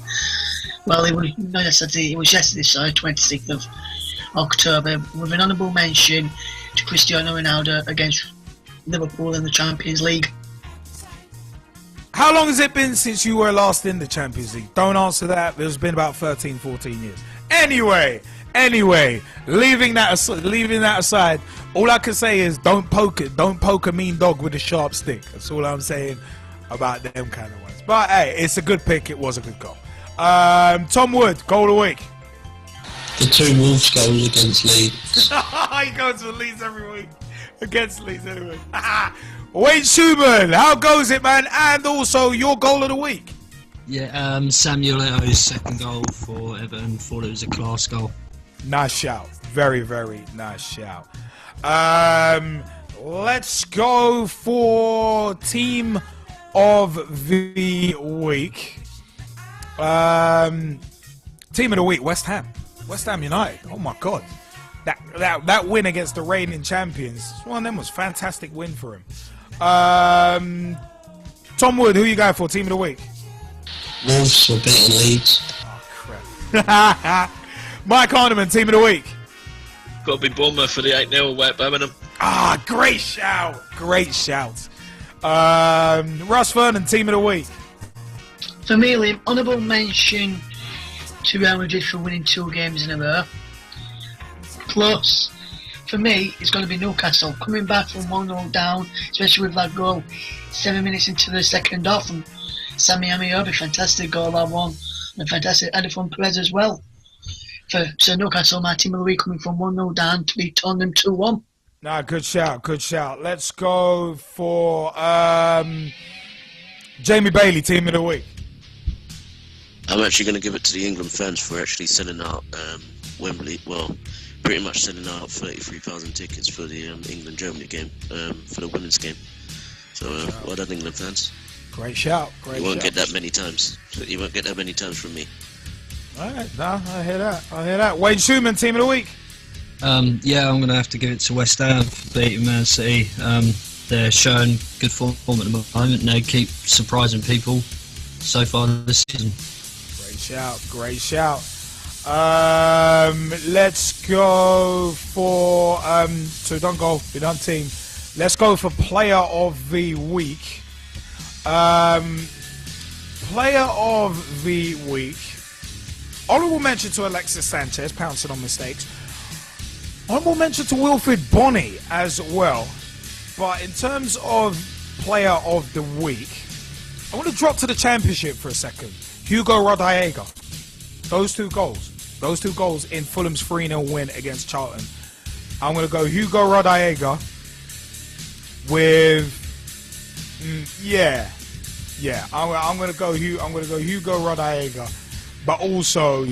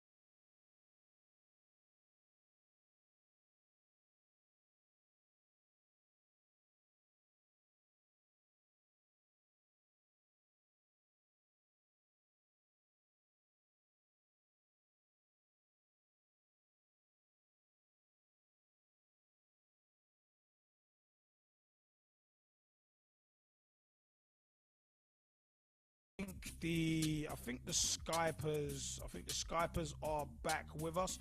So Mike Harniman, who are you going for player of the week? Yeah, I'm going to give mine to Alexis Sanchez, like you've said, for being able to pounce on the mistakes. So I'm going to give it to Sanchez this week. Good shout. Tom Wood, player of the week. The two players who scored against Leeds, especially Leon Clark for being an ex-Southend player, and he scored against Leeds. So them two. Good shout. Wayne Schumann, player of the week. I'm going to give it to David De Gea for Manchester United. I think he played absolutely brilliant on Sunday in goal. Well, I think both keepers did, but I'm going to give it to him. I think he pulled off some class saves. Good shout. Jaymie Bailey, player of the week. Again, not even a player. It's going to be Kit Simons, the manager of Fulham. Still turning in the performances that we should have had from. Well, everybody knows who Harry Potter is, but you know what I mean. Okay. Let's go. Russ Vernon, player of the week. Liam, for me, my player of the week this week. He plays in the Championship. It has got the miracle continuity. Played excellent on Saturday. Scored a fantastic goal in the 2-1 defeat, and he's showing why we fetched him to a club. He's playing well, and we need to learn to stay on side, but let's stay on the phone with him. I hear that. Let's go into flop of the week. Flop of the week. Oh my God. Flop of the week. On the pitch, Birmingham City. Off the pitch, Leeds United. Because, and it's, you know what? The fact of the matter is, Leeds United for getting rid of another manager after six games deserved a rating of -5 stars. -5 stars. Let it sink in. -5 stars. Also, because most Leeds fans really should be thinking, I don't know what the hell's going on here. Wait a minute. But I don't like it. I don't like it at all. most Leeds fans should be thinking that. And to Massimo Cellino, a personal message from Straight Shooting LJA. Whenever you say anything, it is a case of. And if I want any crap out of you, I'll pick it out of your teeth. There we go. So, yeah. On the pitch, Birmingham City. Off the pitch, Leeds United.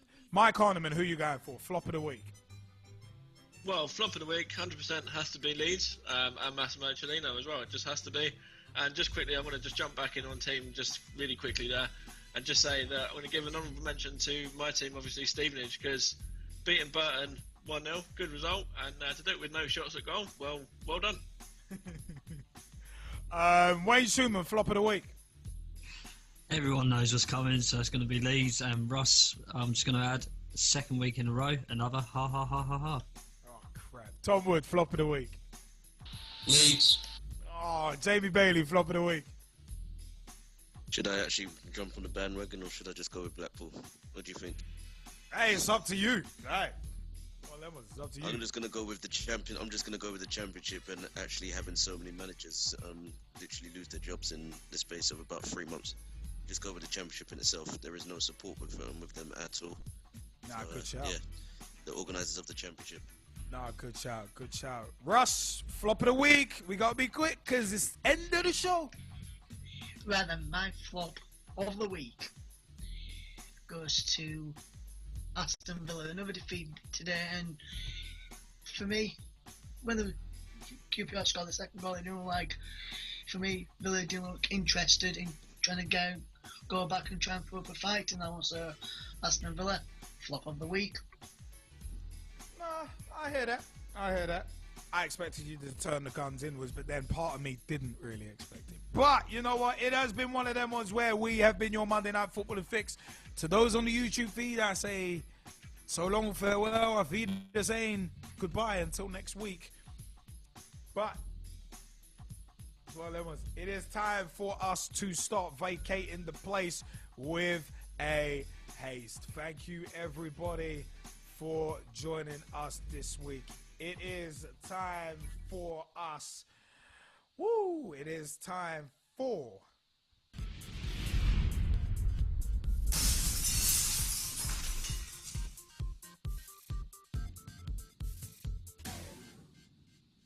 Hi, I'm John Sitton, and I'm here with Gavin, Liam and Gerald on Pitch Talk. The football talk show that pulls no punches and holds back nothing on opinions. Hello, I'm Rob Perez. My name is Christian Carambeu. I'm grassroots coach Manisha Taylor. Hi, I'm Matt Hodgson, director of the 4-year plan, and you're listening to Pitch Talk, the only place to get your Monday night footballing fix.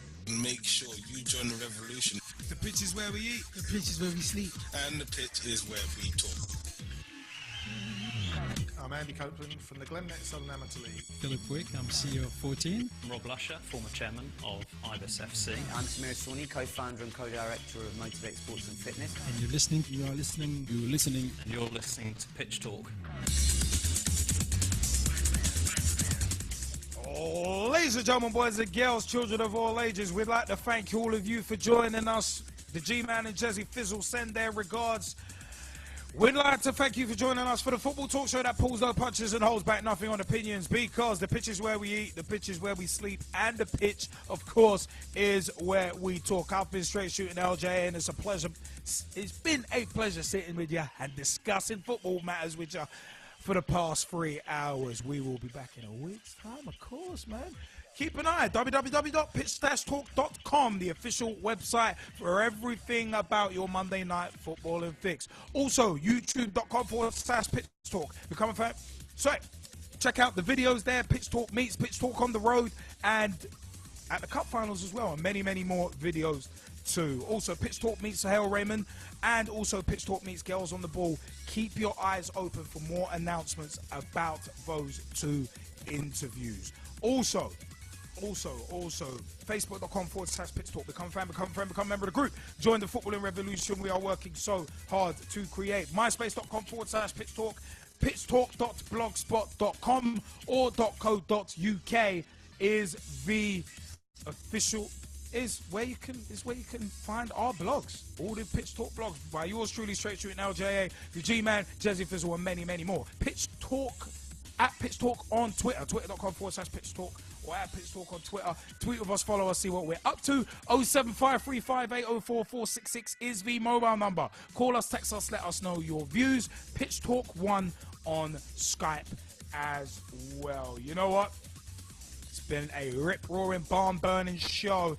just like to say a big time shout out to Joy Francis of Words of Colour Productions, at Words of Colour on Twitter and www.wordsofcolour.co.uk, facebook.com/Words of Colour Productions. Also, big time shout out to Dr. Colin King, the founder of the Black and Asian Coaches Association. Remember, Black and Asian Coaches Association at outlook.com is where you can email Dr. King for more information. www.time-2-change.org.uk is where you can find more information about Time to Change and the events that they are running, including the Time to Talk, #Time2Talk on Twitter, and at Time2Change on Twitter as well, to find out about the week of events that's going on right now from the 27th to the 31st of October 2014. Oh, whoa, it's been fun. It's been fun. You know what? I have been straight shooting LJA. Big shout outs to Girls on the Ball, Motivate Sports and Fitness, Section 357 Show. Big shout outs to Ian Curdy, editor of Thin White Line Magazine. Facebook.com/Thin White Line Magazine, www.thinwhitelinemagazine.com, and at Tweet White Line on Twitter. Check out their podcast too on their website. Also, big shout, thank you to Ian Kerr for the Australian A-League roundup. I have been straight shooting LJA. On behalf of Jezzy Fizzle and the G-Man, my other two co-hosts, I say thank you very much. Good night.